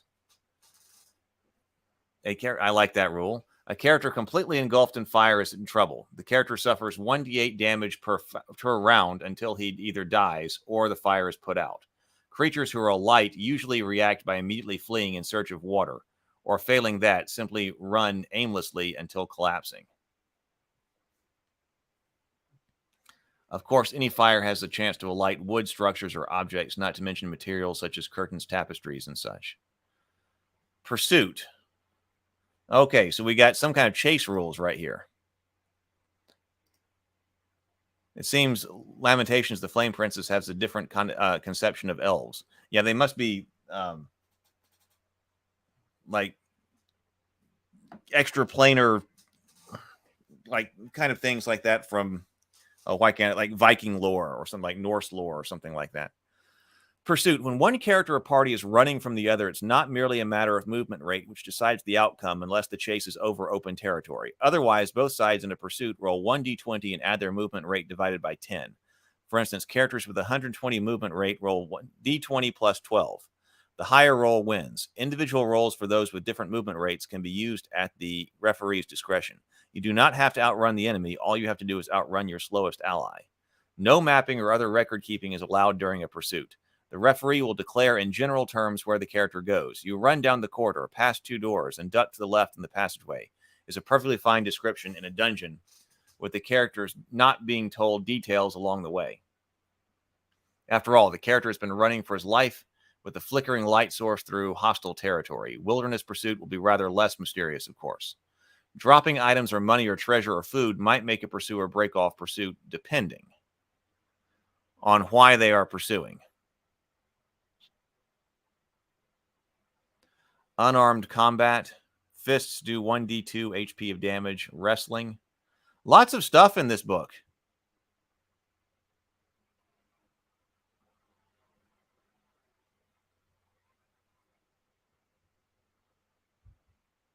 I guess these would be art pages.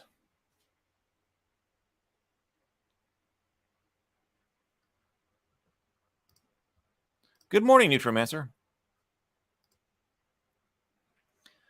Cleric magic.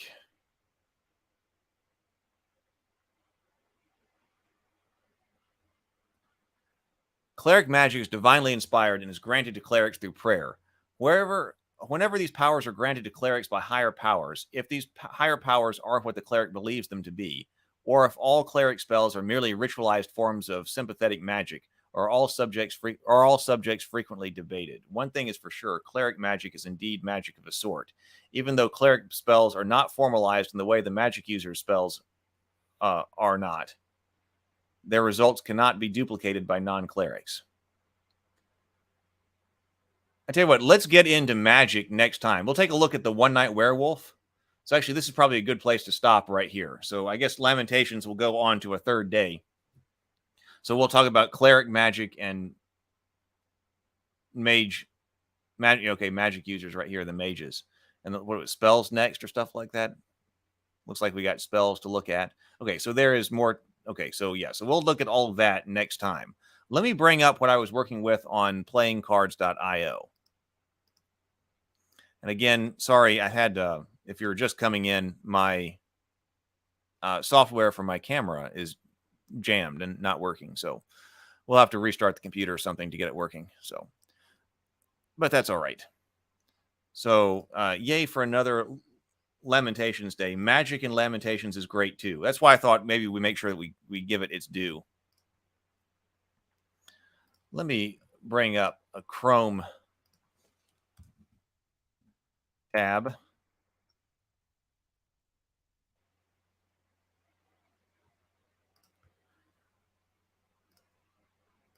for this. So right here, so I can share this with people. But let's enter. So here, I got a custom board set up for. I got a custom board set up for One Night Werewolf. So how many people have played One Night Werewolf? We had a fantastic time. We tried this using the other built-in software, but I wanted to see, like, this was a simple game to try to build out using their custom cards here and put it into playingcards.io and get it functional. So it's simple because there isn't a whole lot of stuff out there to work with. I don't have to have a whole bunch of characters and dice and all of that. It's just cards. Actually, it can be played with just cards, but it's also handy to have these tokens. So it's basically just a small deck of cards. And then I set it up so that when you load the game, and you can load this with one of these PCIO files. So I hope so one night werewolf.pcio. So I export it. So here's the room. And then if somebody else wants to play, they can just import the one night werewolf.pcio file. And then this is how the game is originally set up when you sit down. That way you can see all of the cards. And I've got a place up here for cards that are going to be in play and cards that are not in play. You can use different cards for different games and also depending on the number of players in the game. So I thought, okay, so what you need to do then is have a cards in place. If you're like, okay, how many of us are there? There are 4 of us or whatever. Then we're going to use these cards and these cards and these cards. Then we're not going to use these cards down here and put the not in play cards down here. And then you can also put the tokens for the cards that are not in play over here and just keep the tokens for the cards that are in play up. Basically, the tokens are there to help all of the players remember what cards are actually in play because you're just going to be seeing one card. But the tokens allow the players a visual representation of seeing what is actually on the table or in people's hands.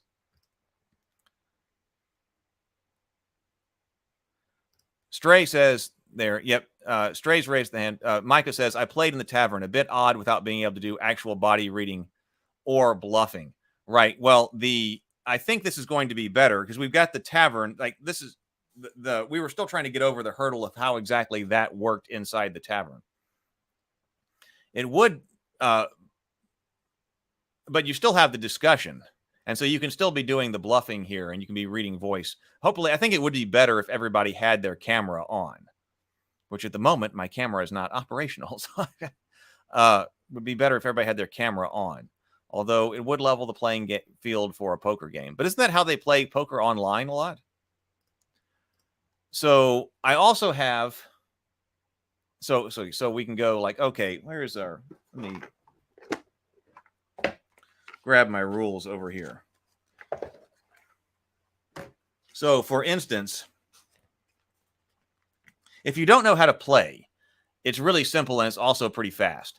You assemble a deck based on all these different player types or character types at the start of the game. One or two people are going to be the werewolves. And at the end of the rounds, when everybody has done their special powers and things like that based on their character type, then everybody has to vote on who to kill. The player who gets the most vote is killed. Most votes is killed. If it's a werewolf that has been killed, then the villagers win. If it's a villager who has been killed, then the werewolves win. So that's why you are trying to bluff and so forth.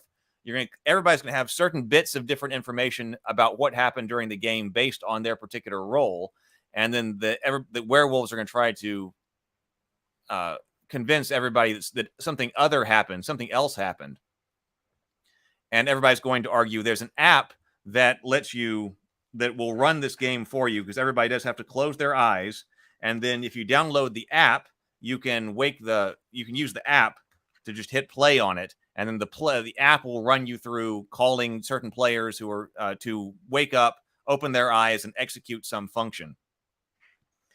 And then close your eyes again. So let's see here. This is the roles right here. I was looking for a setup as an example. Oh, getting started guide. Here we go. So if it were a 4-player game, it says, please use 2 werewolves. So I can set the werewolves up here. 1 seer, the seer right there. 1 robber right there.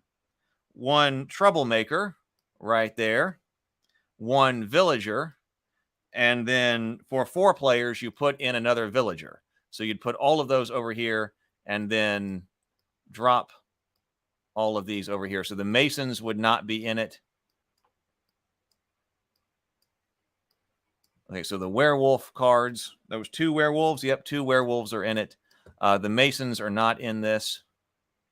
The troublemaker is. The insomniac is not. The tanner is not. The doppelganger is not. The robber is. The seer is. The minion is not. The drunk is not. The hunter is not.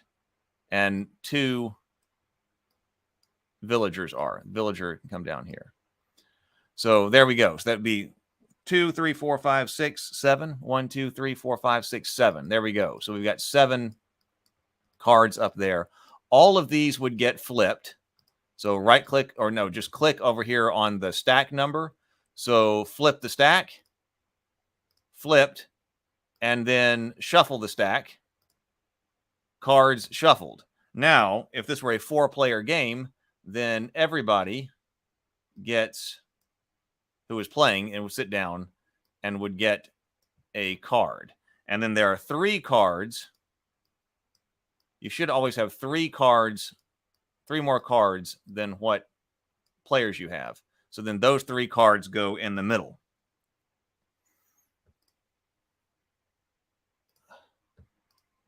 Thank you. I can't believe I didn't put that up. I was here trying to share. This was the great part of this. You're sitting here listening to me talk. So anyway, okay, here. Well, let me start that over so you see what this looks like. Because I put that. So if I go over here, I can import a new file. So I'm going to import and restart this game with the .pco file.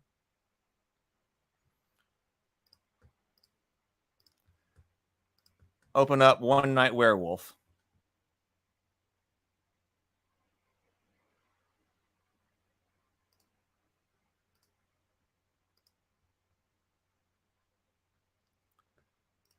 Okay, so now there is the start of the game. So this is what I put together.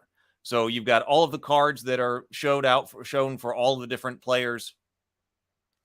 The villagers up here, and then these are all those tokens I was talking about. The tokens are there to let you know what is actually going to be played in the game. So we can have up to 10 players in here. And so what we do, if we're just looking at this, so this is a recommended setup for 4 players. What I was doing was putting this up in here in the cards in play. So we've got cards in play up here and cards not in play down here. So we're going to have 2 werewolves that are going to be in play. The Masons are not going to be in play, so we'll also take the Masons down here. 1 Seer, so the Seer is in play. 1 Robber, the Robber is in play. The Troublemaker is in play. 1 Villager, and then when you go to 4 players, you put in another Villager. So the Tanner is not in play. Right there. The Hunter is not in play. Hunter token out of here. 1 Villager token is out of here. Doppelganger is not here. Insomniac is not in play. Minion not in play. Minion not in play. Drunk not in play. Drunk not in play. So there, you've got the tokens for all of the ones that are in play, so that players can reference that. And sometimes it's nice to move them around and think, oh, I think you're the vampire or the werewolf. You can set it over there by their seat. No, I think this person over here is the werewolf. So what you're saying is this person must be the troublemaker then, or whatever. You can use these tokens like that as well.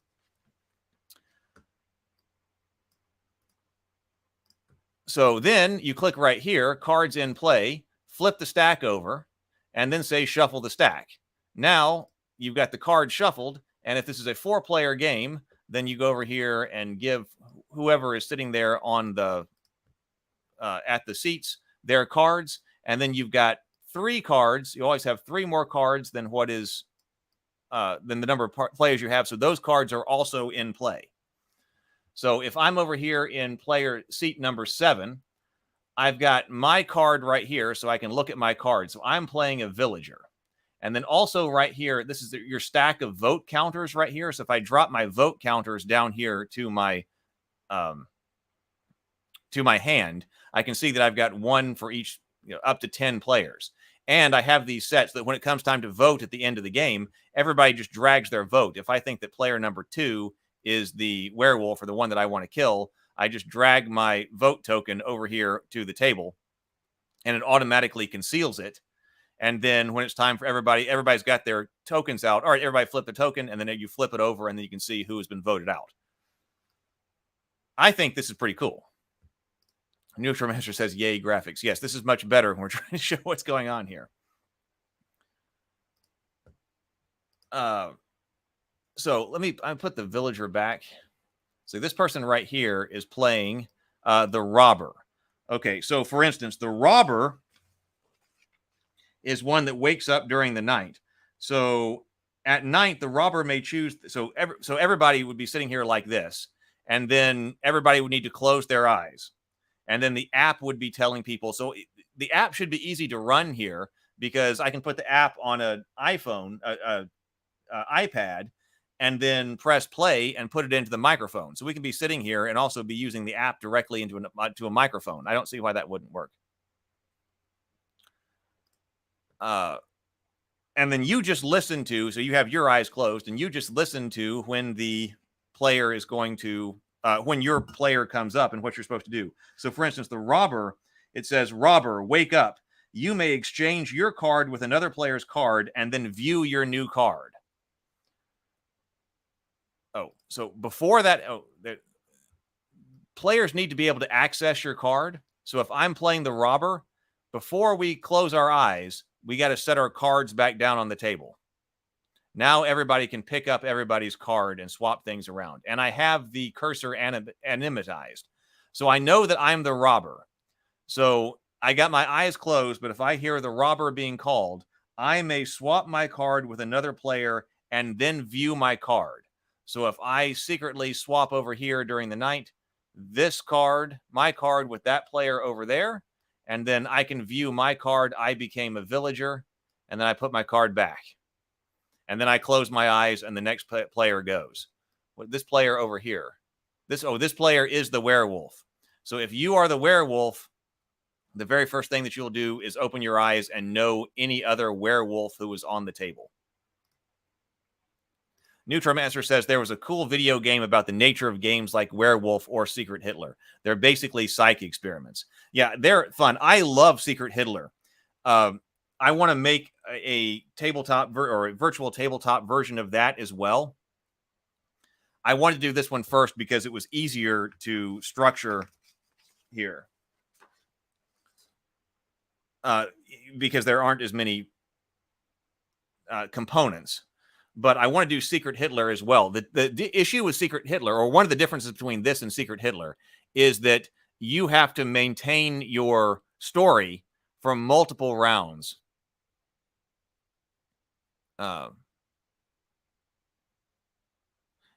You have to maintain your story for multiple rounds of Secret Hitler.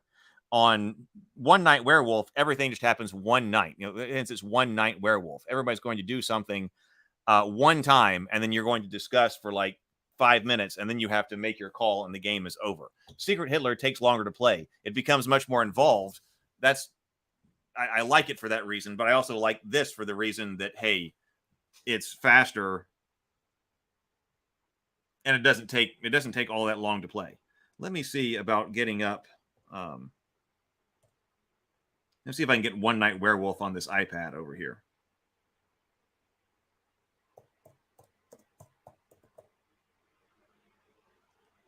One Night Ultimate Werewolf.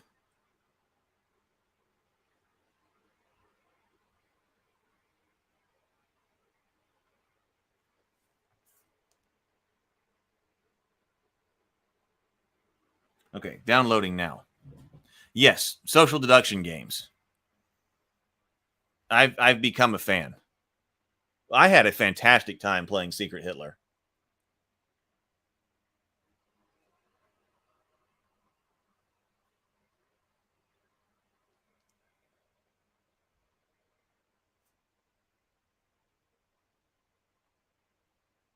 I've never actually run the app. Somebody else generally runs the app. Let me reload this game. So I'll show some other examples. So what did this person? So this now person's the robber. So if I had swapped over here, if I had been the robber and I had swapped with the werewolf, then I did change teams. And the werewolf might no longer know that they're not a werewolf. But then I know that I can look at mine and know that, oh, I just became a werewolf. This person right here is a villager. The villagers don't do anything during the night. The werewolves know who the other werewolves are during the night. The villagers do not act during the night. It's important to have the villagers there because otherwise everybody will claim to have done something during the night. So here, right here, the seer, her special ability, when the seer comes up, is seer, wake up. You may look at another player's card or two of the center cards. So if you're playing the seer and it comes up, you may either take a look at one of the other player's cards. You could pull it down to your hand, or you could take a look at two of the center cards and then put them back. And that way you know what those are. The troublemaker secretly swaps two players' cards. I'm not sure if they can swap their own. At night, the troublemaker may switch the cards of any two other players. Oh, okay. So you cannot swap your own card. You swap because I guess that would make you too much like the robber. But you switch the cards of two other players without looking at these cards. The players who receive a different card are now the role and team of their new card, even though they don't know what the role is until the game ends. The troublemaker is on the villager team. So the troublemaker swaps two cards, but doesn't look at them. So it would just be like, okay, so this person is swapping with that person. Boom. And then we've got another werewolf. I'm going to reload this. And this was pretty easy to do, too. I was glad to know that it took some time. I used Midjourney to generate the images on the cards. That took a fair amount of time. Something was not working with it, randomizing the cards. And I had to come up with the right setting for it. And that's what I was was the most aggravating part. But actually just learning how to set up a game like this was the best.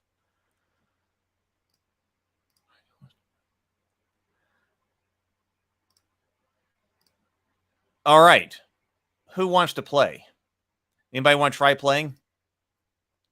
I can invite you here to the, let me make sure I have the app here. If anyone would like to try playing a game. Oh, okay. I got the app right here. I will invite you to the. Everyone. Whoa. Close your.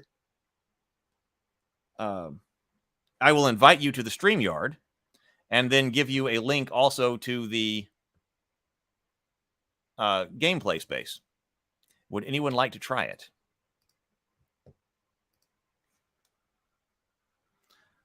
Just for practice with this and also with the tabletop here. See if it's working.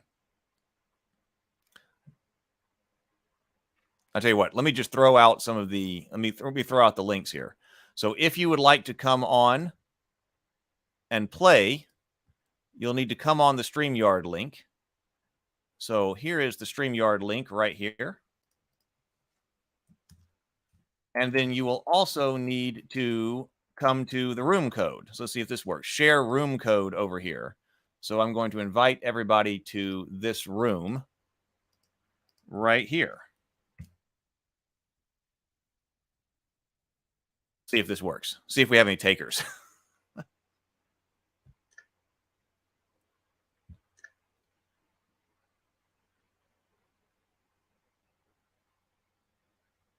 I'm looking at the app here.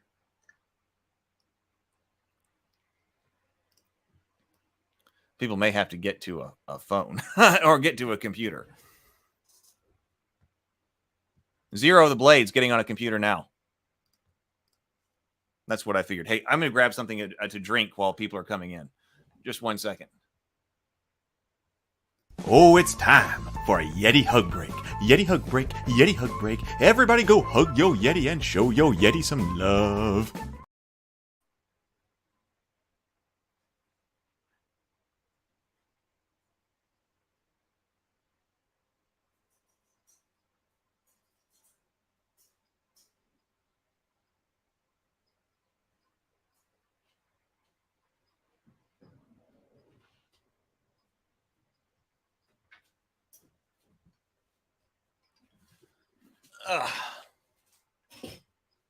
We need a minimum player. We need a minimum count of 4, I believe. Yeti, Yeti, Yeti.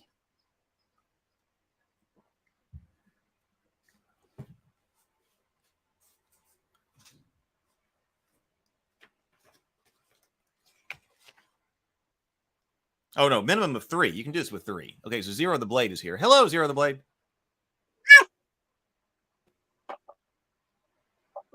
Hello? You sound like a chipmunk.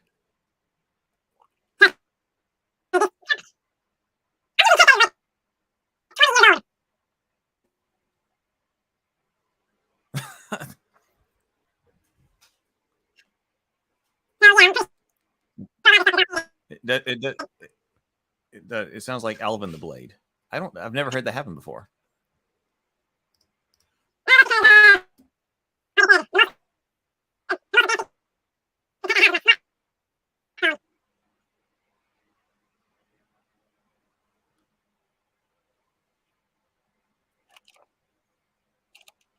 Discord has a chipmunk problem sometimes. You think that's Discord? Micah says, bit too tired to help test. In and out in a bit. Your relog here. I'm gonna send you out, and then you can come back in.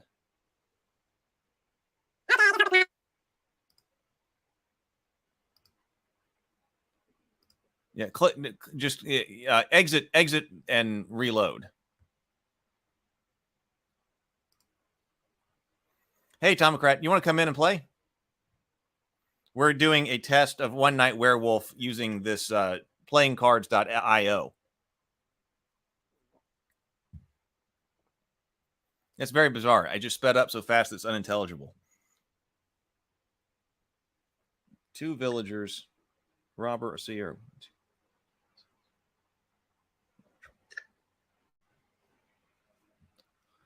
We are trying out a live test of One Night Werewolf. Have you ever played One Night Werewolf, Tomocrat? The links to come on the stream are above. Here, I'll post them again. If you want to come on the stream, here's the link to the StreamYard. Sounded more like Cousin It. And then here is a link to the table. We'll see if we can get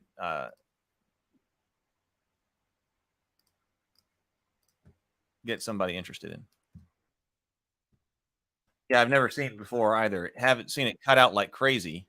Too loud and soft despite adjusting volume. Let's see. All right. Zero the Blade. Do you still sound like the chipmunk? Let's see. I had to change some settings. How does that sound? Much better. Much better. Sounds normal. Okay. Yeah. Somehow it was picking up the old driver instead of the new driver. All right. Well, hey, Tomocrat, come on in if you want to. This is an easy game to learn. So we need one more person to try to do a game here. Oh, all right. So I see we got. Are you taking player 1? I'll take player 6 right over here. Okay. You can. How do I? Let's see if I can find out. So I have to go to like playing card IO or something. The first thing you just need to do right now is just take your voting chips that are sitting over there by your player and stick them in your hand. Oh, okay. So we got. We have a 4th player in here, we have a 3rd player here who is here. No, we need them to come on the stream though. Somebody's in the game, but we need you on the stream so we can talk to you because we've got to have a discussion. Yeah, I think I'm player 4 because that just popped up. Okay, so there's somebody else who's player number 1.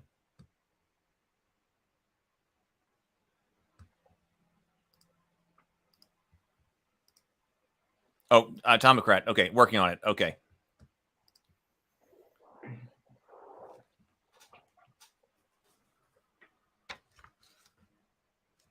So if we're going to have 3 players, then we're going to need 2 werewolves.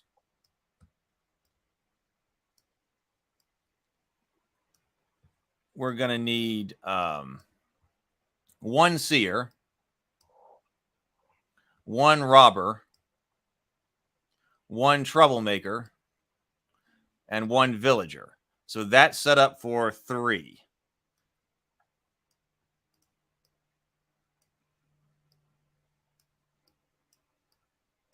If another person comes in here in just a moment, we will put in another villager.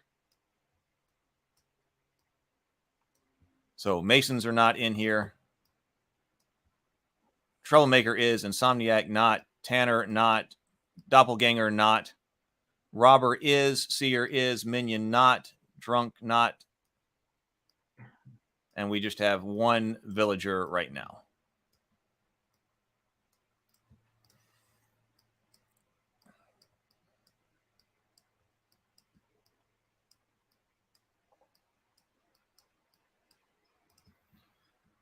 StreamYard is saying I don't have a mic. Uh-oh.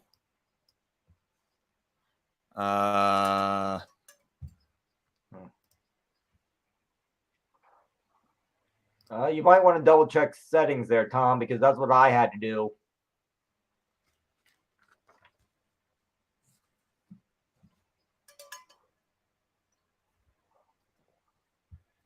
Yeah, I don't know. Let's see if I can find the link to StreamYard help.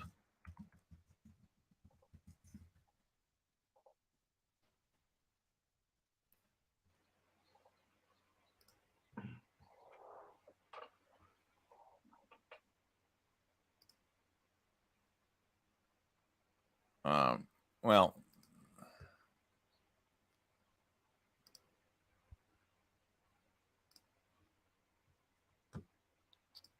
oh, wait a minute. I know how I can get it.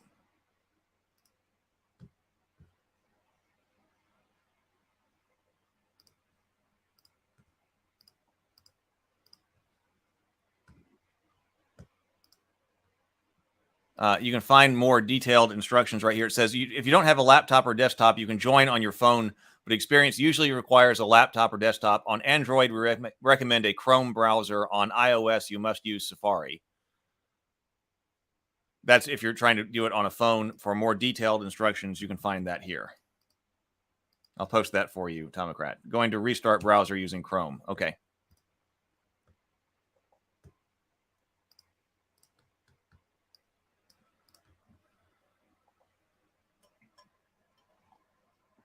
Yeah, Tomocrat must have been player 1 because I see he's disconnected now.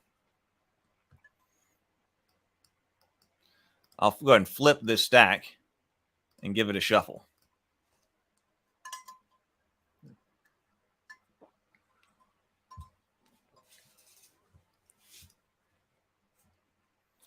Stand by, everyone.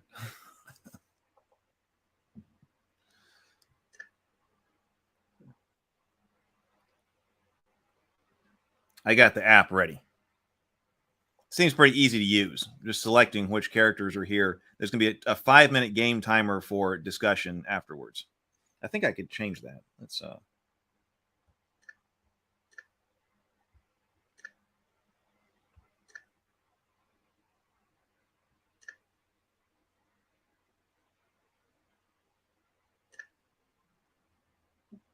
Oh, okay.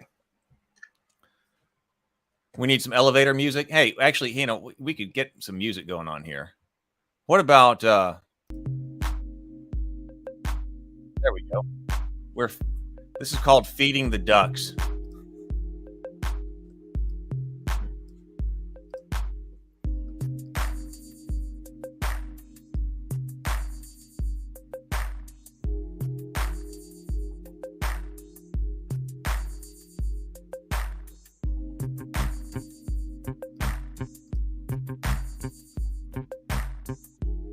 No, I think having the Feeding the Ducks here is better than me trying to sing.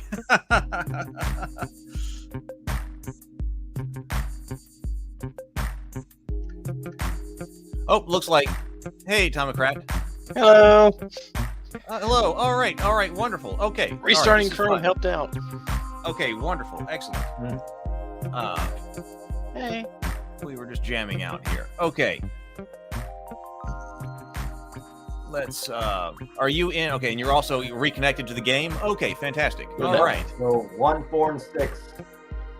1, 4, and 6 are in play. Tomocrat, you can grab your vote markers by you and drag them down to your hand down beneath, so that way you'll have them. Which is this little, like one of these things right here. Grab the. In order to grab the whole stack, grab the 10. The number grabs the whole stack. There you go. And drag it down to your hand. Your hand should be at the bottom of the screen. I see. No, I'm 4. You're 1. Oh, okay. I see it now.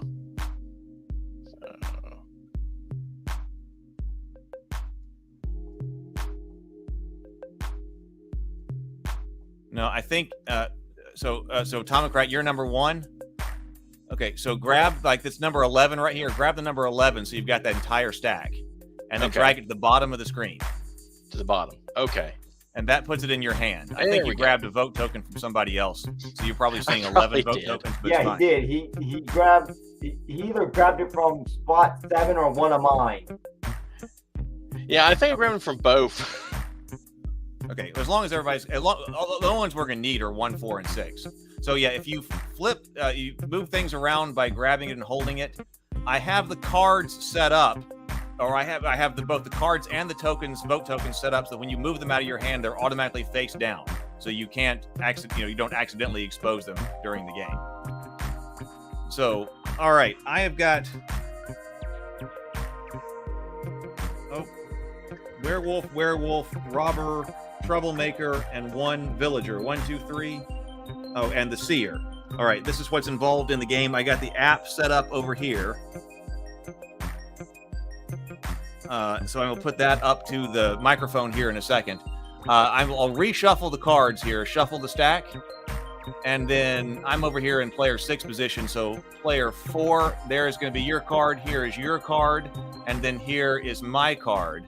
So the 3 other common cards are in the middle here. So if you drag your card down to your hand, you'll be able to look at it and see what you are, but then put your card back up in your on the table. Okay, so do that and put it back.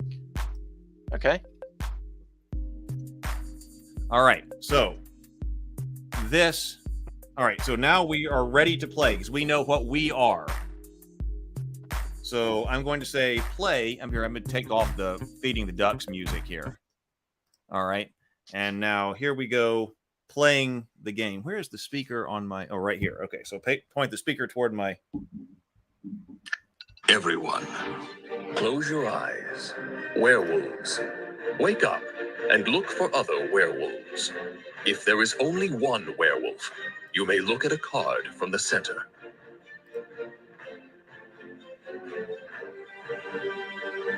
Werewolves, close your eyes. Seer, wake up.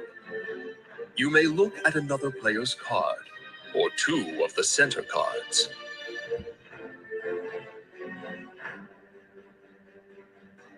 Seer, close your eyes. Robber, wake up. You may exchange your card with another player's card, and then view your new card.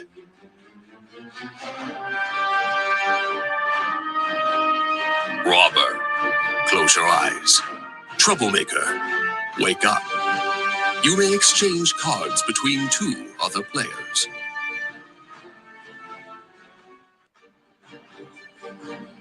Troublemaker, close your eyes. Everyone, keep your eyes closed and reach out and move your card around slightly. We don't have to do that. Wake up. All right. Oh, wait. What did I just do? Oh, I gotta let my dog back in real quick. I'll be right back. Okay.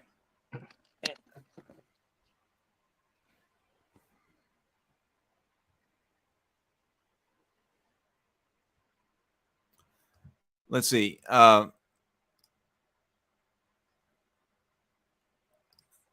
Neutromaster says this could be fun as a regular thing to play more games on the stream. That's what I was thinking, and I was thinking that this is probably a good way to do it. This is still the learning environment. We're still learning here, but at least people are watching. Because I think it would be fun too to play more games on the stream. We could. One Night Werewolf is supposed to be short because we're gonna, when we come back, we're gonna have 5 minutes to discuss when Tomocrat comes back. And then the game will be over. So it might be fun to play some One Night Werewolf on the stream at the end, or I want to do it in the tavern as well too. Now, see here, this is the problem here. How does anyone know whose eyes are open or closed? We got to have the camera here. We've got to have the camera here. The pauses are short because I was thinking about, I don't know who that you've got to be able to identify, like the Masons need to be able to identify each other, and the Masons need to be able to identify each other, and the werewolves need to identify each other. So if we're playing with Masons, you need to be able to open your eyes and see who the other Mason is. But that's why actually playing in the tavern, I think, will be better, because we'll be able to put this tavern, put this screen, which is why I liked having this table, playinggames.io, because we can put this in the tavern. Then we've got people's cameras sitting right there in the same screen. So I think that'll actually be better. But I just realized, hey, rather than trying to do run three things this morning, tabletop.io, the StreamYard, and the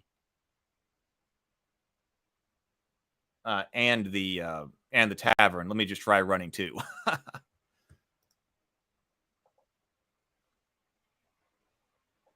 Well, as far as I know, these are usually played with a referee, but the app is supposed to take it is short. You have to move fast, but the app takes that place, because otherwise you have to have somebody else who's calling. You could do it with a referee. You could have a third player who's got the script right here because it's in the game. You could have that player do that.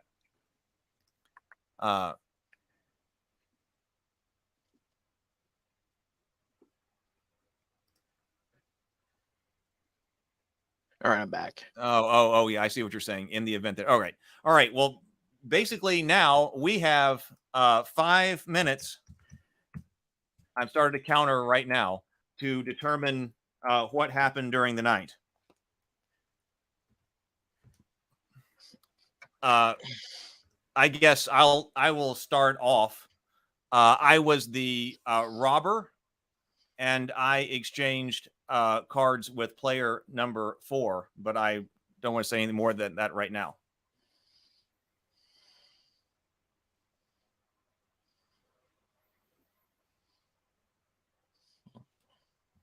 Okay.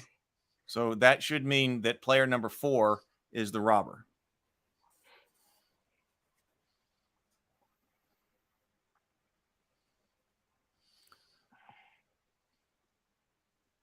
What happened with you guys?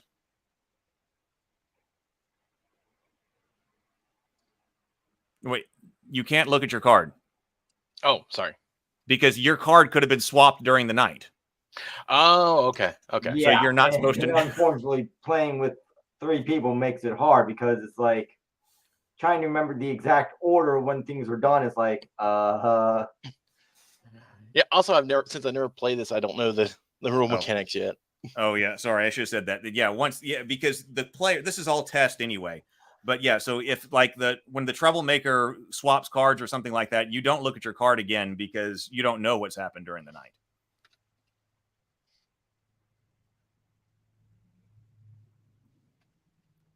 You want to try it again? well, here's the problem. I know what I was, and the problem is that it's like if I remember my timing, what I would do is literally take this token and move it to here, correct? If you were what? Okay, you said that you switched cards with me, correct, Heath? Yes. So I would take this werewolf token and put it next to you to indicate that I was one and you took my card, correct? Oh, yeah, if that's what you think happened, yeah.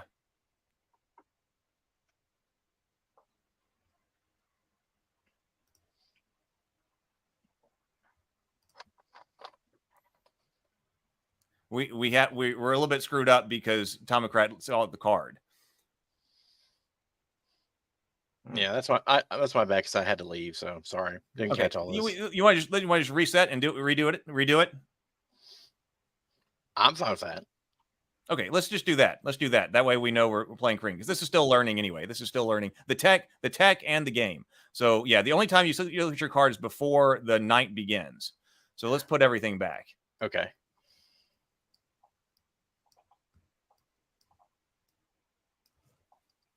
I'll bring back up the app here. So werewolf, seer, robber, villager, and troublemaker. Werewolf, villager, robber, seer, and troublemaker. Okay, so that's right. So now we're going to shuffle the stack here. And then I'll hand out the cards. So this is when we can take a look. Now I realize I'm going to take this down for just a second so I can look at my card. Okay, now put that back up. So everybody know what they are? Look at our card. This is when you look at your card. This is your opportunity to see what you are. Okay. All right. Now, all right, we will begin. Let's begin with everybody with their eyes closed. Here we go. Everyone, close your eyes. Werewolves, wake up and look for other werewolves. If there is only one werewolf, you may look at a card from the center.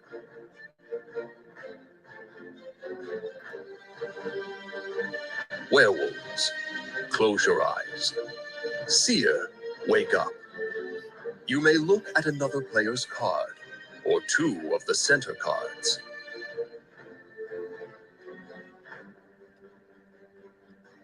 Seer, close your eyes. Robber, wake up. You may exchange your card with another player's card, and then view your new card.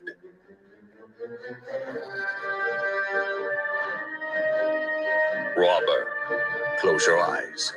Troublemaker, wake up. You may exchange cards between 2 other players.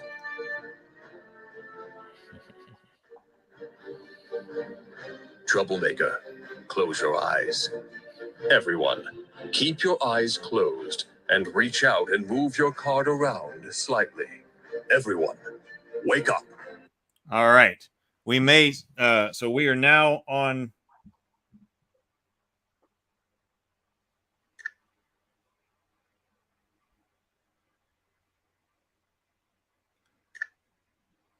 I don't know how to get this go do game timer. I'm just going to put a 5-minute timer. All right.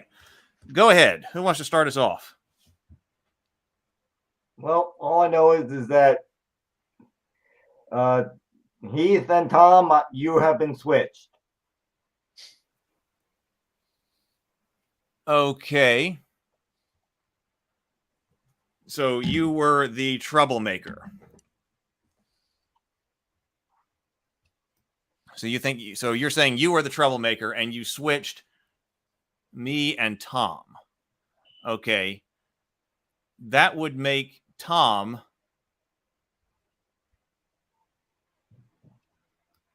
a werewolf.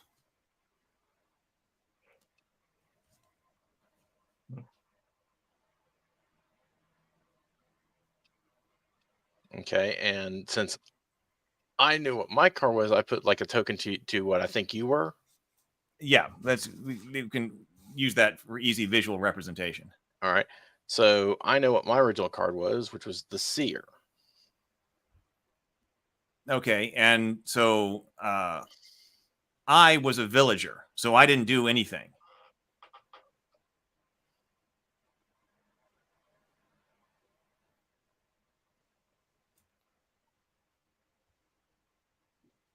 So does that seem like everybody know what they, so that we think we know what we've got here?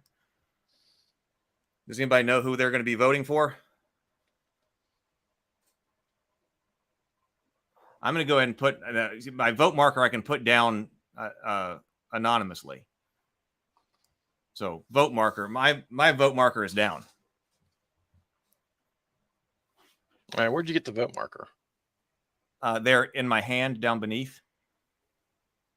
Did you drag your vote markers to your hand? Or you can just pick up another one of these stack of vote markers. There's stacks of vote markers sitting around and drag them to your hand. And that way you can put one out.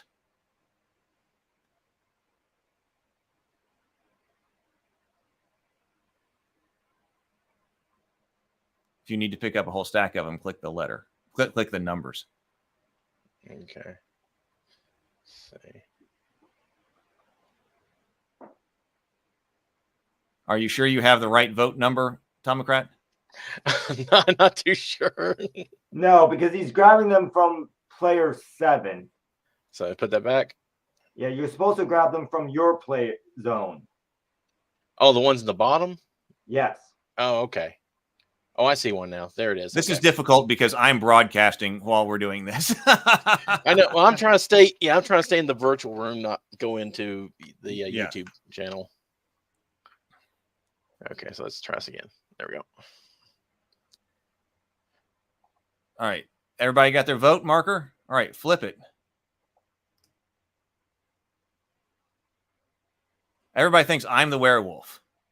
No, it would be Tom. Oh, no, Tom is the werewolf. Okay, so now we flip our cards. Seer, werewolf. Oh, we got it right. So, Zero the Blade and I won. Well, I told you I'm always a werewolf. you voted for yourself to be killed. Oh well. So you voted for yourself to be killed, which is fine. You would have been outnumbered 2-1. But the werewolves, if there are other werewolves on the table, this is another reason why we need to be able to have the cameras up, because then we would be able to see whether or not, because if the werewolves see one another, then they know they're both werewolves and they can coordinate their strategy. Yeah, trying to convince other people what they are or are not. Yeah, and when I was a seer, I just looked at the main deck. I didn't mess with anyone else's cards. So you took the choosing 2 from the center option. I often choose the 2 from the center option when I'm the seer. Yeah, because then I saw that there was a werewolf and a robber out there. So you knew there was only one werewolf out there. Well, all right. Well, this was fun. Like, this is experimental. I really appreciate your joining me here as another test here. I think it'll actually run better inside the tavern then. But this is fun. Like Neutromancer said, maybe we can try to do more gaming. I think actually gaming in the tavern will be best. But James says I'd play it if I weren't driving at the moment. No, yes, definitely do that. Definitely drive first. Also, that recording sounds a touch like George Takei. It would be fun if they actually contracted him. Oh, and nice to hear your voice, Tomocrat. So yeah, I think the tavern is ready now, and we should be able to play this. Now, of course, they've got other games too, but this one should be ready. But we do need, so that's the thing that we do need to have. My camera is out of action at the moment. I'll have to reset my computer, but we do need the cameras in order to be able to look at each other and see who's like. That's the same case with Secret Hitler, because Secret Hitler has to identify, like the fascists all have to identify each other. So being able to look up at the screen and seeing people who are looking around back at you on the screen is important. But I haven't seen people try to do this in this way yet. So I'm excited about it. And of course, there are a bunch of other card games that maybe you don't have to see each other that we could play. And just RPGs, because you can put dice and stuff on this too. All right, everybody. Thank you so much for joining me today. And thank you very much to the special guests, Zero the Blade and Tomocrat. Yeah, I'm always glad to help out when I can. I'm glad I was able to finally do this. We'll do it more. We'll do it more. And now that was like just the test. So also everybody who was on the stream could see what was going on and how to play and things like that. So I look forward to seeing everybody in the tavern very soon so we can all hang out. I was wondering, Sable Phoenix, if you had worked on that this weekend at all. Because I know you said that you were interested in this game, and I'd be interested in playing that game as well, an RPG deck with cards. Oh, by the way, I did notice that the Gloomhaven RPG is using a deck of cards to resolve actions. It kind of makes sense, but there's, of course, they're crowdfunding that, and it is, you're trying to create some kind of custom deck for your characters or something like that. I got to look at that. So, all right, everybody, I am out of here. Thank you so much for being with me. Be creative, be productive, and grind on. Later. Later.